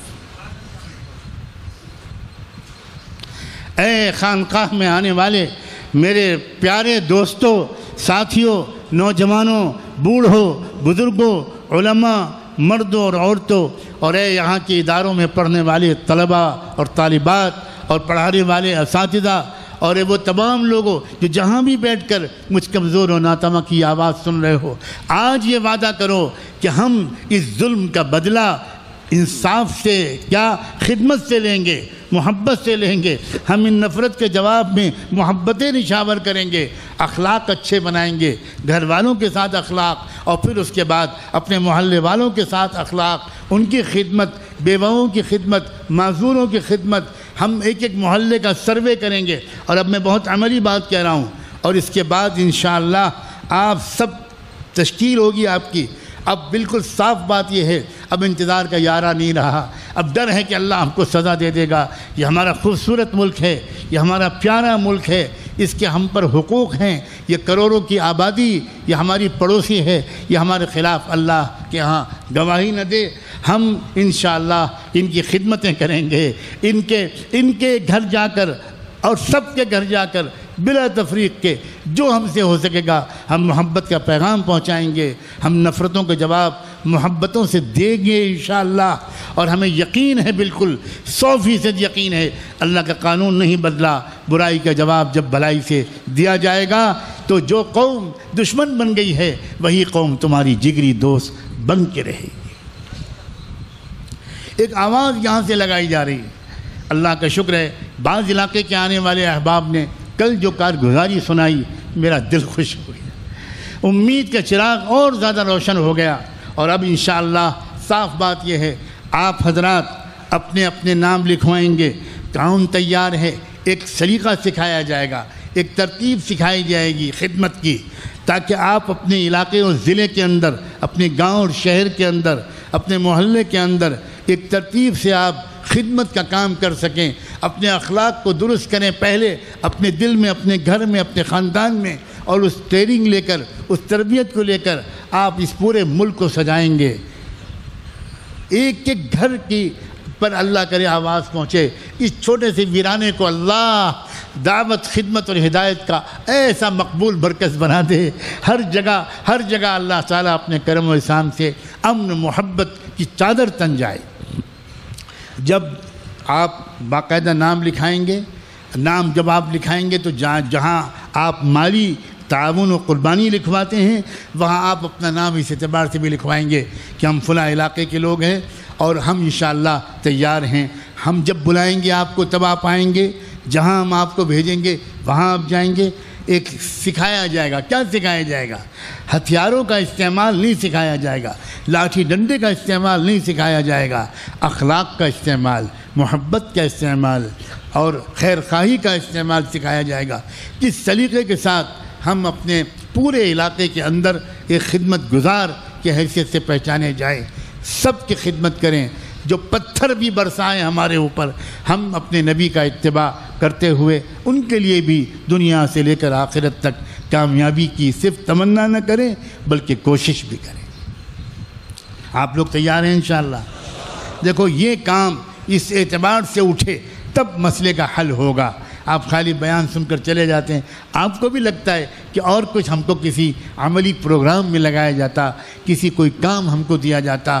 برسوں کی سوچ کے بعد، بہت کچھ سوچنے غور کرنے استخارے کے بعد اللہ کا شکر ہے کہ اللہ پاک نے بیماری کے بہانے جسمانی اور روحانی بیماریوں کے علاج کے لیے اللہ پاک نے مجھے 2-1 مہینے مدینہ منورہ میں اور مکہ مکرمہ میں کچھ گڑگڑانے اور حاضری کی توفیق عطا فرمائی، اور پورے شرح صدر کے ساتھ یہ بندہ گنہگار وہاں سے آیا ہے، اور یہ طے کر کے آیا ہے کہ جہاں تک ہو سکے ہر گاؤں محلے، ہر شہر اور ضلع میں محبت اور خدمت والے کارکن تیار کرنے ہیں، جو ایک طرف اللہ سے بھی اپنے تعلق کو ٹھیک کریں، رب سے اپنے تعلق کو ٹھیک کریں، خانقاہوں میں آئیں، جماعتوں میں نکلیں، ذکر و مناجات کا ذوق پیدا کریں، اور دوسری طرف خدمت، تو رب سے بھی تعلق اچھا ہو اور مخلوق سے بھی تعلق اچھا ہو۔ یہ مت سمجھنا کہ خالی ایک پہلو پر محنت کرنے سے کام چل جائے گا، دونوں پہلوؤں پر محنت کرنی پڑے گی۔ اور مجھے آپ کے چہروں کے جو تاثرات اس وقت دکھائی پڑ رہے ہیں، اس سے مجھے ایسا لگ رہا ہے کہ بات زبان میری ہے لیکن شاید یہ سب آپ کے دل کی آواز ہے۔ ایسا لگ رہا ہے مجھے کہ آپ سب دل سے آمادہ ہیں، کہ بھئی آپ ہیں آمادہ کہ نہیں، میرا گمان صحیح ہے کہ نہیں۔ اللہ تعالیٰ سلامت رکھے۔ اور آپ مختلف علاقوں سے آتے ہیں، آپ میں سے 2 لوگ اگر سیکھ لیں گے تربیت کر تو آپ کے علاقے میں وہ کام پھیل جائے گا۔ ممبئی ہو، پونا ہو، مہاراشٹر کا کوئی علاقہ ہو، کہیں کے لوگ ہوں، آج وہ ضرور اپنے نام لکھوائیں، اور یہ کہے کہ انشاءاللہ جب آپ بلائیں گے تو اس وقت آپ کو بتایا جائے گا۔ آپ خود بھی رابطہ رکھیے گا۔ ہمارے یہاں کے ناظم خانقاہ مفتی بلال صاحب کا نمبر آپ کو ابھی نوٹ کرایا جائے گا، آپ ان سے مسلسل رابطہ رکھیے گا، اور بھی کچھ لوگوں کے نام شاید بعد میں بتا دیے جائے، اور تیار ہو جائیے اس کے لیے، دعا مانگیے اس کے لیے کہ اللہ ہم کو اخلاق سیکھنے کے لیے، خدمت سیکھنے کے لیے، محبت سیکھنے کے لیے، نفرتوں کا جواب محبت سے دینے کے لیے قبول فرما۔ اگر 2-4 لوگ ہمارا برا چاہ رہے ہیں تو اس کے بدلے ہم کو پوری قوم سے نفرت کی اجازت نہیں ہے، اور ان سے بھی نفرت کی اجازت نہیں ہے۔ ملک سے نفرت کا تو سوال ہی نہیں پیدا ہوتا۔ اس ملک کی حفاظت کے لیے اور ہر پہلو سے اس کی ترقی کے لیے اللہ ہم سب کو اپنی جان و مال نشاور کرنے کی توفیق عطا فرمائے۔ ہماری کمی ہے کہ ہم نے محمد الرسول اللہ کے مزاج اور اخلاق کی صحیح ترجمانی نہیں کی، شاید اسی لیے ہم اس کی کچھ سزا بھگت رہے ہیں۔ ہم نے شروع میں مولانا سلامت اللہ صاحب نے کہا تھا کہ ہمارے اعمال کی ہی سزا ہم کو ملتی ہے۔ جب برے حکمراں ہمارے اوپر آ جاتے ہیں تو میں اعمال کی تشریح کے طور پر میں نے یہ سب کہا ہے کہ اعمال 2 قسم کے ہوتے ہیں، ایک وہ جن کا تعلق بندے اور رب کے درمیان ہوتا ہے، ایک وہ جن کا تعلق بندوں اور بندوں کے درمیان، افراد اور افراد کے درمیان، قوموں اور قوموں کے درمیان ہوتا ہے۔ چند ماہ پہلے جب میں وہیں مقیم تھا تو میں نے وہیں کے سے بیان میں، ایک مجلس کے بیان میں کچھ دعائیں اور اذکار و دعوات آپ لوگوں کو نوٹ کروائے تھے، پرچے تقسیم ہوئے تھے، اور اطلاعات کے مطابق بہت بڑی تعداد میں اللہ کے بندوں اور بندیوں نے وہ اذکار و معمولات شروع کر دیے تھے۔ آپ لوگ یہاں جو لوگ بیٹھے ہیں، جنہوں نے وہ اذکار و معمولات کی پابندی اب تک جاری رکھی ہوئی ہے، ذرا وہ اپنے ہاتھ اٹھائیں۔ تو بہت کم لوگ ہیں۔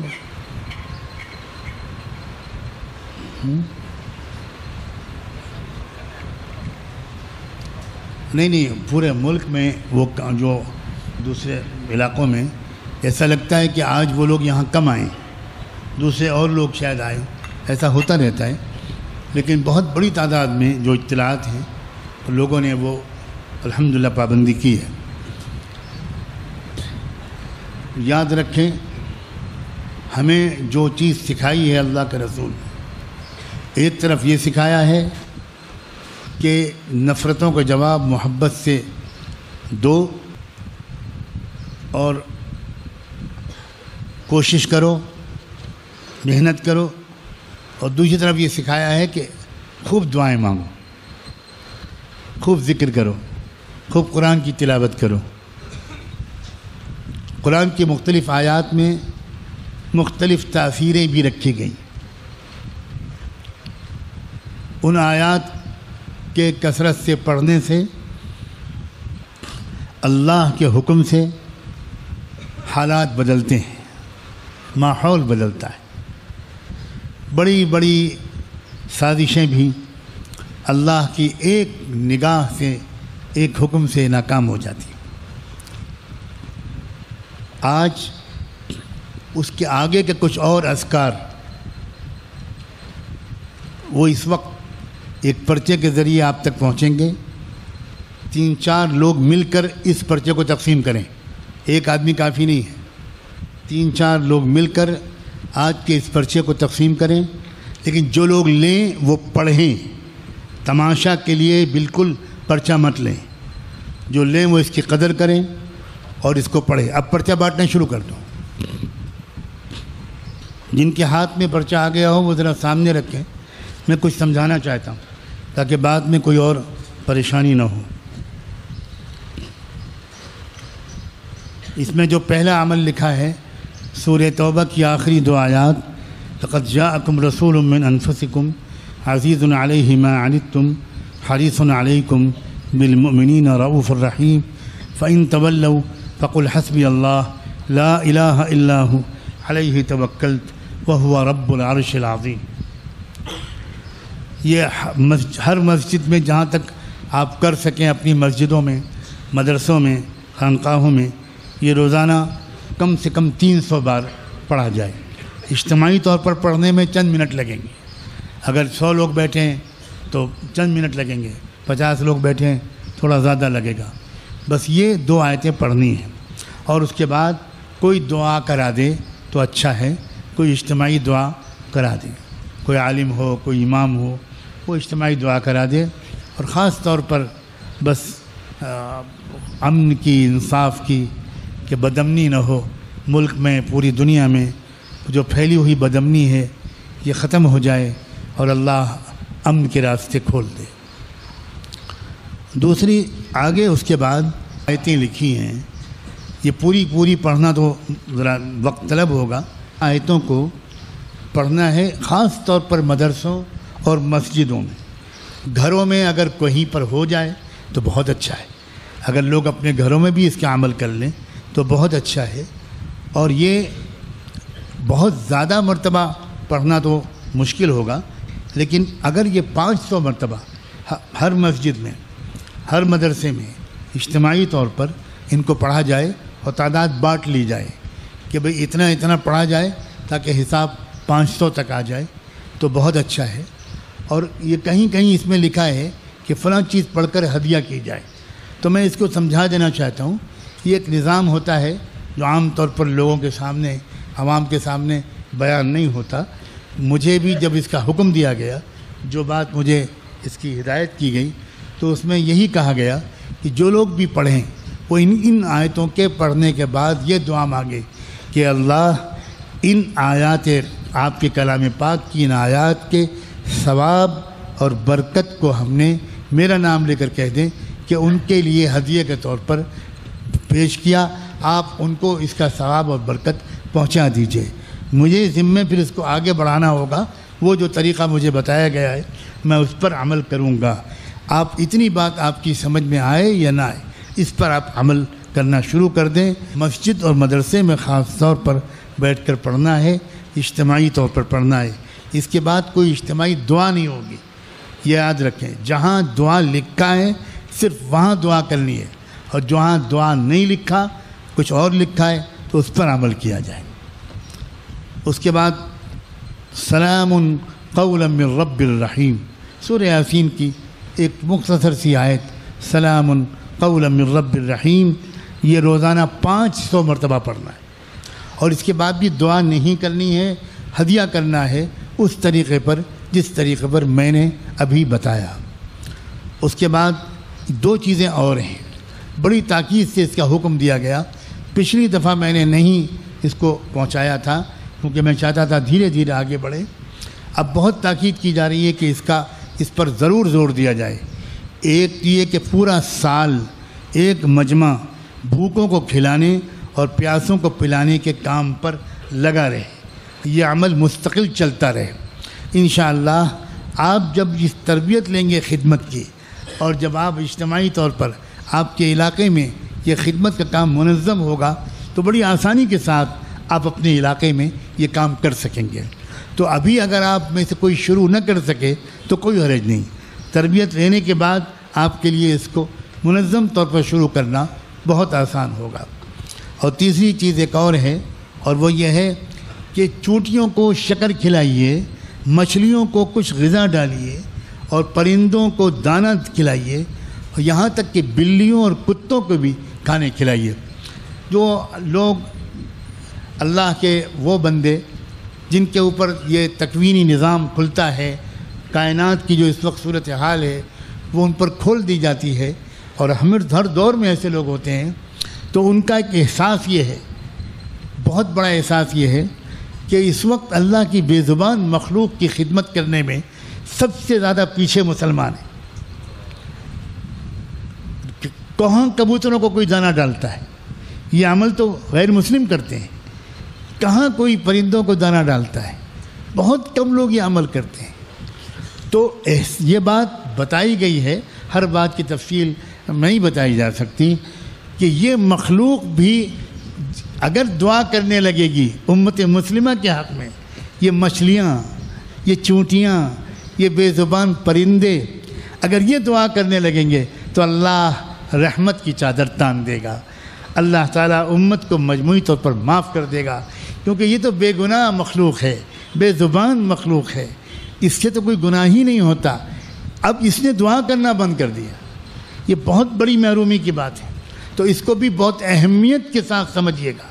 ایک نظام ہے، یہ ایک کائنات کا ایک غیبی نظام ہے، ہمارے اعمال کے ذریعے سے حالات کس طرح بنتے یا بگڑتے ہیں، تو ان اعمال کی تصور کی انتہا تک پہنچنا مشکل ہے۔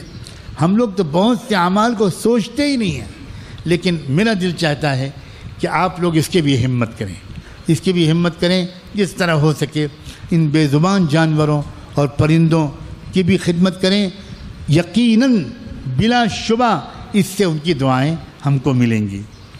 اور ایک اور عمل ہے آیت الکرسی کا عمل، تو سب کو یاد ہی ہوتی ہے، آیت الکرسی پڑھنا ہے، اور ہر گھر میں، ہر مسجد میں، ہر مدرسے میں کم از کم 100 مرتبہ، کم از کم 100 مرتبہ، ورنہ آپ زیادہ پڑھ سکتے ہیں، کوئی مسجد میں 200 پڑھ لیں، 300 پڑھ لیں، 500 پڑھ لیں، یہ عمل کیا جائے۔ اس کے بعد آیت الکرسی کے بعد دعا نہیں مانگنی ہے، ہدیہ کرنا ہے اس ترکیب پر جس ترکیب پر میں نے آپ کو بتایا۔ اور اسی طرح نفلی روزے کم سے کم ہر مہینے 3 روزے رکھ لیے جائیں، 4-5 روزے رکھ لیے جائیں، نفلی روزے رکھے جائیں اس نیت سے کہ اللہ اس روزے کو قبول کر کے میری مغفرت کا فیصلہ فرما، مجھے تقوی دے اور امت کے حالات درست ہو جائے۔ تو انفرادی اور اجتماعی یہ دونوں نیتیں کرنی ہیں۔ آخر میں ایک عمل خاص طور پر اپنی بہنوں اور بیٹیوں سے، ماؤں سے، مستورات سے خاص طور پر کہنا چاہتا ہوں، دنیا کے کسی کونے میں بیٹھ کر اللہ کی بندیاں اس گفتگو کو سن رہی ہوں تو وہ سنیں کہ دعاؤں کی ایک کتاب ہوتی ہے دلائل الخیرات، عام طور پر آسانی سے کتابوں کے ہمارے مکتبوں میں مل جاتی۔ دلائل الخیرات یہ روزانہ اس کی یہ منزلیں ہیں، جیسے مناجات مقبول کی منزلیں ہوتی ہیں ویسے ہی اس کی ہفتے کے دنوں کے حساب سے منزلیں ہوتی ہیں۔ تو روزانہ ایک منزل پڑھ لیں، مستورات اپنے اپنے گھروں میں پڑھے اور پھر دعا مانگیں۔ یہ خاص طور پر مستورات کے لیے کہا جا رہا ہے، مرد بھی کر سکتے ہیں گھروں میں یا مسجدوں میں، لیکن جو میں تاکید کر رہا ہوں وہ عورتوں کے لیے کر رہا ہوں کہ وہ دلائل الخیرات روزانہ ایک منزل پڑھ کر دعا مانگیں، اپنی آنچل پھیلا کر دعا مانگیں، ملک کے لیے، امت کے لیے، انسانیت کے لیے، پوری دنیا کی عالمی برادری کے لیے، اللہ کی پوری مخلوق کے لیے امن کی اور انصاف کی دعائیں مانگیں۔ انشاءاللہ اللہ تعالیٰ کی طرف سے اس کی بندیوں کی دعاؤں پر ہمیشہ بڑے بڑے فیصلے ہوئے ہیں۔ ایک بار پھر ہو سکتا ہے کہ اللہ تعالیٰ اپنی بندیوں کی دعاؤں اور مناجات کے نتیجے میں بڑے بڑے فیصلے نازل فرما۔ اب میں چاہتا ہوں کہ توبہ کے کلمات پڑھائے جانے سے پہلے جو میں نے کہا تھا کہ اپنے ناموں کا اندراج کیجیے۔ الحمدللہ دونوں اعتبار سے قربانی دینے والا مجمع اکثر یہاں آتا ہے اور یہاں کے تقاضے آپ کے سامنے رکھے جاتے ہیں۔ اب کسی لمبی گفتگو کے بغیر سیدھے میں خود آپ سے عرض کرتا ہوں کہ جس رفتار سے اس خدمت کے اور ذکر اور علم کے مرکز کی تعمیر کا کام جاری رہنا چاہیے، اس رفتار سے نہیں جاری رہ پا رہا، بہت سست رفتار کرنی پڑ رہی ہے، اس لیے کہ ضرورت زیادہ کی ہے اور اتنا اکٹھا نہیں ہو پا رہا۔ آپ ہمت کریں، اللہ کرے یہاں یہ جو مرکز بن جائے، یہ جو عمارت بن رہی ہے، یہ صرف نماز کے لیے نہیں بن رہی بلکہ انہی چیزوں کے لیے ان کا پورا مرکز بہت تربیت کے کہ آ کر قافلے ٹھہریں اور ان کو سکھایا جائے، سمجھایا جائے، مہمان آئیں اور مریضوں کا علاج بھی اس مرکز سے ہو، بہت کچھ ارادے ہیں۔ تو اسی لیے اس مرکز کی تعمیر میں تعاون کے لیے اپنا نام لکھوانا شروع کیجئے۔ مفتی بلال صاحب، دوسرے حضرات سامنے آ جائے، اور ساتھ ساتھ آپ اسی موقع پر چونکہ کھڑے ہو رہے ہیں تو اپنا نام بھی لکھا دیجئے کہ ہم انشاءاللہ اس اخلاق کی تربیت کے لیے بھی جب بلایا جائے گا حاضر ہوں گے، جہاں بھیجا جائے گا جائیں گے۔ جزاکم اللہ۔ میں نے وقت بچانے کے لیے چاہا کہ الگ سے کوئی اور گفتگو کسی کو کرنے کی زحمت نہ کرنی پڑے، آپ وقت بچائیے اور جلدی کھڑے ہو کر اپنے ناموں کا دونوں مقصد سے ہو سکے تو اظہار کیجیے۔ جزاکم اللہ۔ تو سبھی اعلانات کے بعد آئیے ہم سب مل کر اللہ کے سامنے گڑگڑائیں اور توبہ کریں، آئندہ کی زندگی کو دونوں پہلوؤں سے بہتر بنانے کا عہد کریں۔ ایک پہلو رب سے تعلق کو بہتر کرنا، دوسرا پہلو رب کی مخلوق سے تعلق کو بہتر کرنا۔ زندگی کے رخ کو بہتر بنانے اور بدل ڈالنے کے عہد کا نام ہی دراصل توبہ اور بیعت ہے۔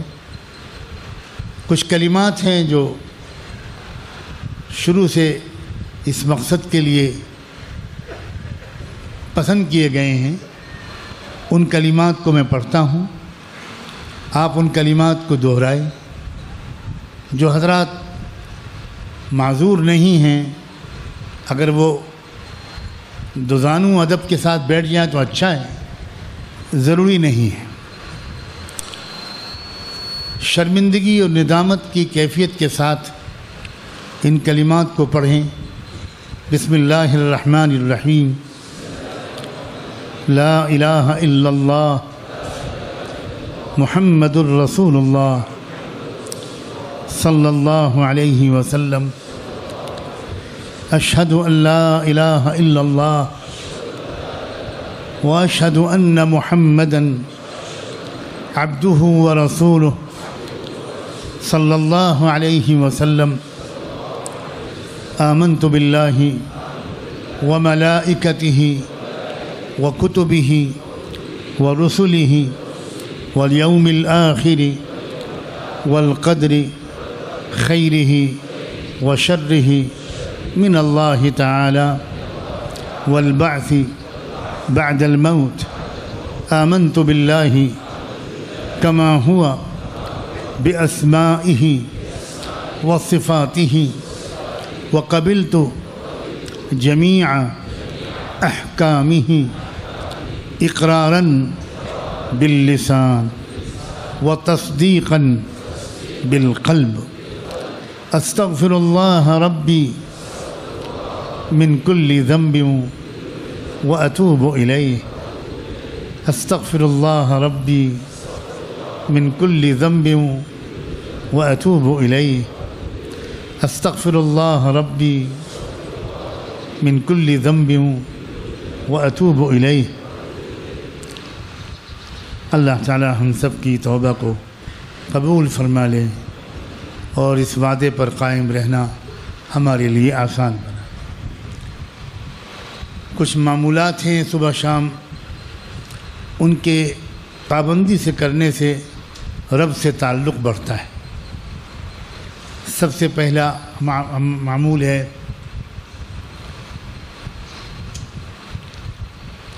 اللہ سے معافی مانگنا۔ استغفر اللہ ربی من کل ذنب واتوب الیہ، اسی کلمے کو 200 بار پڑھنا صبح اور 200 بار شام، 2 تسبیح صبح 2 تسبیح شام۔ کسی کے لیے واقعی بہت مشکل ہو، صرف کاہلی سستی اور بہانے بازی نہ ہو، تو شروع میں وہ اگر 100 دفعہ بھی پڑھے صبح شام تب بھی غنیمت ہے۔ دوسرا معمول ہے درود شریف کا، یہ والا درود شریف پڑھنا ہے، اللہم صلی علی سیدنا محمد وعلی آل سیدنا محمد وبارک وسلم، یہ بھی 200 بار صبح اور 200 بار شام۔ تیسرا معمول ہے قرآن مجید کی تلاوت، 1 پارہ، یہ صبح شام دونوں وقت پڑھنا ضروری نہیں ہے، کوئی چاہے تو ایک ہی وقت میں 1 پارہ پورا پڑھ لے، کوئی چاہے تو آدھا پارہ صبح آدھا پارہ شام پڑھ لے، 1 پارہ کم سے کم ہو جائے، اس سے زیادہ پڑھنے والے اور زیادہ خوش نصیب ہیں۔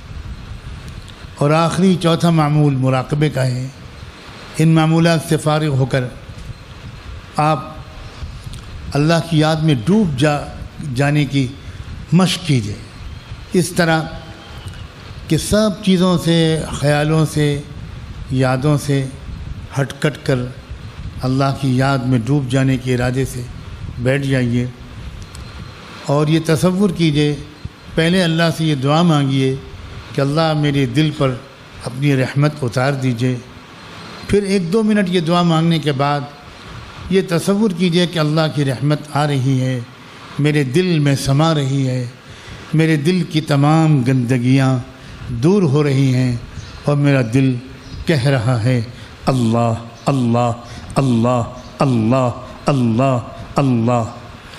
زبان سے کچھ نہیں کہنا، زبان تو بالکل تالو سے چپکی رہے، بس سر جھکا رہے، گردن جھکی رہے، آنکھیں بند رہیں، دماغ کی پوری توجہ دل کی جگہ پر لگا رہے، اور بس یہ خیال میں ڈوبے رہیے کہ دل کہہ رہا ہے اللہ اللہ، اور میں اپنے دل کے کانوں سے سن رہا ہوں۔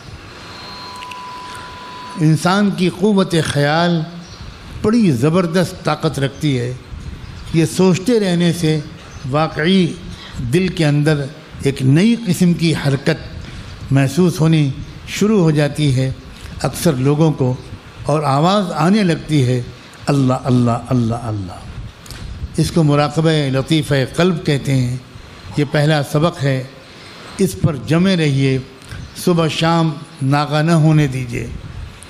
کوئی مشغولیت اللہ کے ذکر سے بڑی نہیں ہے۔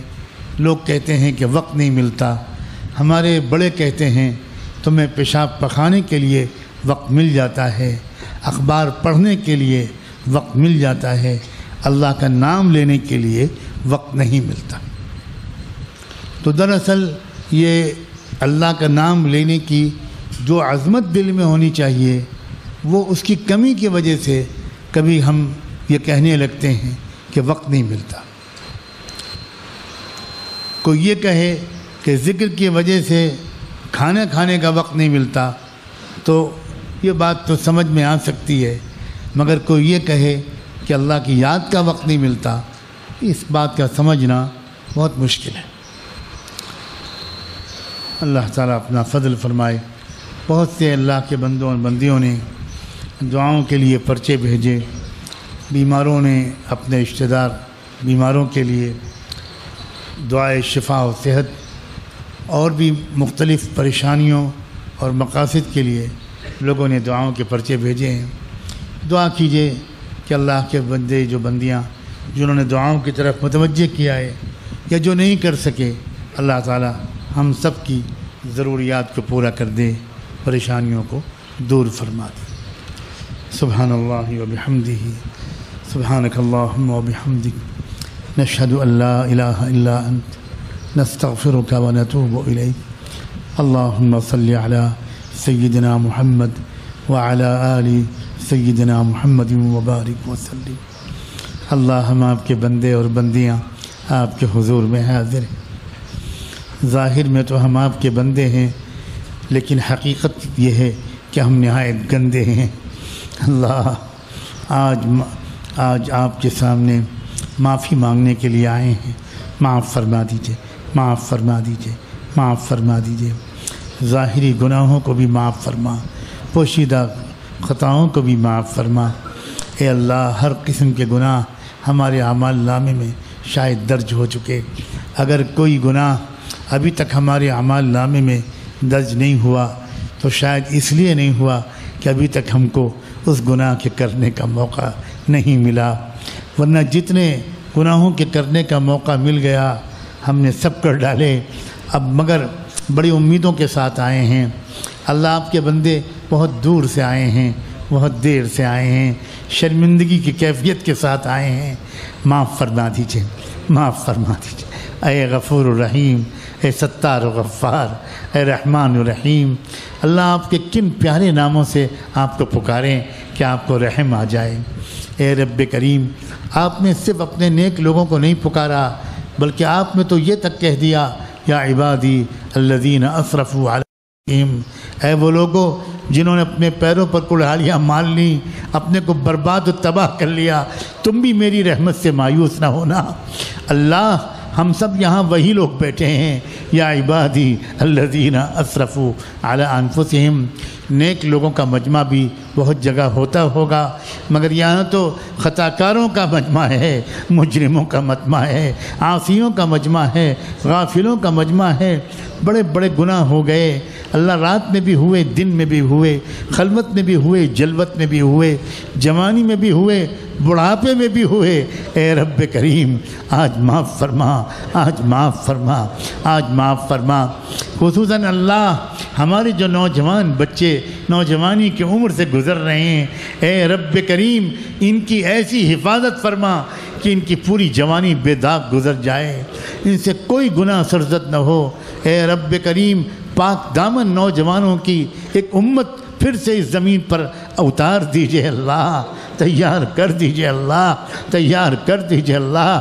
اے رب کریم، اے اللہ، ایک بار اس ٹوٹے پھوٹے خطاکار اور شرمندہ گنہگاروں کے مجمع کو ایک نظر دیکھ لیجئے، رحمت کی نظر سے دیکھ لیجئے۔ اللہ، ہم میں کہیں ایسے لوگ نہ بیٹھے ہوں جن کے بارے میں آپ نے فرمایا میں ان کی طرف دیکھوں گا بھی نہیں، ان سے بات بھی نہیں کروں گا، ان کو پاک بھی نہیں کروں گا۔ اللہ، مجمع تو ایسے ہوتے ہیں کہ مجموع میں اگر گنہگار بھی بیٹھے ہوں مگر وہاں نیک لوگ بھی ہوں تو ان نیک لوگوں کی برکت سے اللہ سب کا بیڑا پار ہو جاتا ہے۔ اللہ، اس میں علماء بھی ہیں، حفاظ بھی ہیں، صلحاء بھی ہیں۔ اے اللہ، صاحب نسبت آپ کے بندے بھی ہوں گے۔ اے اللہ، نہ جانے کون کون چھپے ہوئے بیٹھے ہوں۔ اللہ، کوئی ایسا بندہ بیٹھا ہو جس نے کسی بیوہ کی چپکے سے مدد کر دی ہو۔ اللہ، ایک کتے کے پلے کو پانی پلا دینے پر زندگی بھر کے گناہوں کو آپ معاف کر سکتے ہیں، تو ایک بیوہ ایمان والی کی خدمت کرنے پر آپ کیسے معاف نہیں کر چکے ہوں گے۔ اللہ، اس میں دین کی خدمت کرنے والے بھی ہیں، دین کا علم سیکھنے کے لیے ماں باپ کو چھوڑ کر برسہ برس رہنے والے بھی ہیں۔ اے اللہ، کوئی تو ہوگا جس پر آپ کی نظر کرم ہوگی۔ آج مان جائیے، اپنے اسی بندے یا بندی کے طفیل ہم سب گنہگاروں کو آج معاف کر دیجئے۔ اے اللہ، مان جائیے، اے اللہ مان جائیے، اے اللہ مان جائیے، اے اللہ مان جائیے، اے اللہ مان جائیے۔ اے اللہ، ہم آپ کو منانے آئے ہیں، ہم آپ کو منانے آئے ہیں۔ اندازہ ہے کہ آپ ناراض ہیں، اور کب تک ناراض نہ ہوتے، ہم نے کوئی کسر تو چھوڑی نہیں۔ اللہ، ہم نے کوئی کسر تو چھوڑی نہیں۔ آپ کی قسم، اگر آپ کی رحمت آپ کے غصے پر غالب نہ ہوتی تو آپ ہم کو مسجد میں یا دینی مجلس میں گھسنے نہ دیتے، دروازوں پر یا راستوں میں فرشتے کھڑے کر دیتے کہ انہیں ڈھکیل دو، یہ راستے میں گر کے مر جائیں، زخمی ہو جائیں اور یہ جا نہ پائیں وہاں۔ فرشتے پکار کر کہیں ارے کتو تمہارا کیا کام ہے وہاں، ہم جانتے ہیں تم کتنے بڑے مجرم ہو، ہم جانتے ہیں کہ تم نے کیا حرکتیں کی ہیں، تم نہیں جا سکتے۔ مگر قربان جائیں اللہ، جس محبت سے آپ نے سب عیبوں کو چھپا کر نیکوں کے بیچ میں بٹھا دیا، اسی محبت سے گزارش ہے سب گناہوں کو چھپا کر قبر میں بھی معاف کر دیجیے گا، روز محشر بھی معاف کر دیجیے گا، روز محشر بھی معاف کر دیجیے گا۔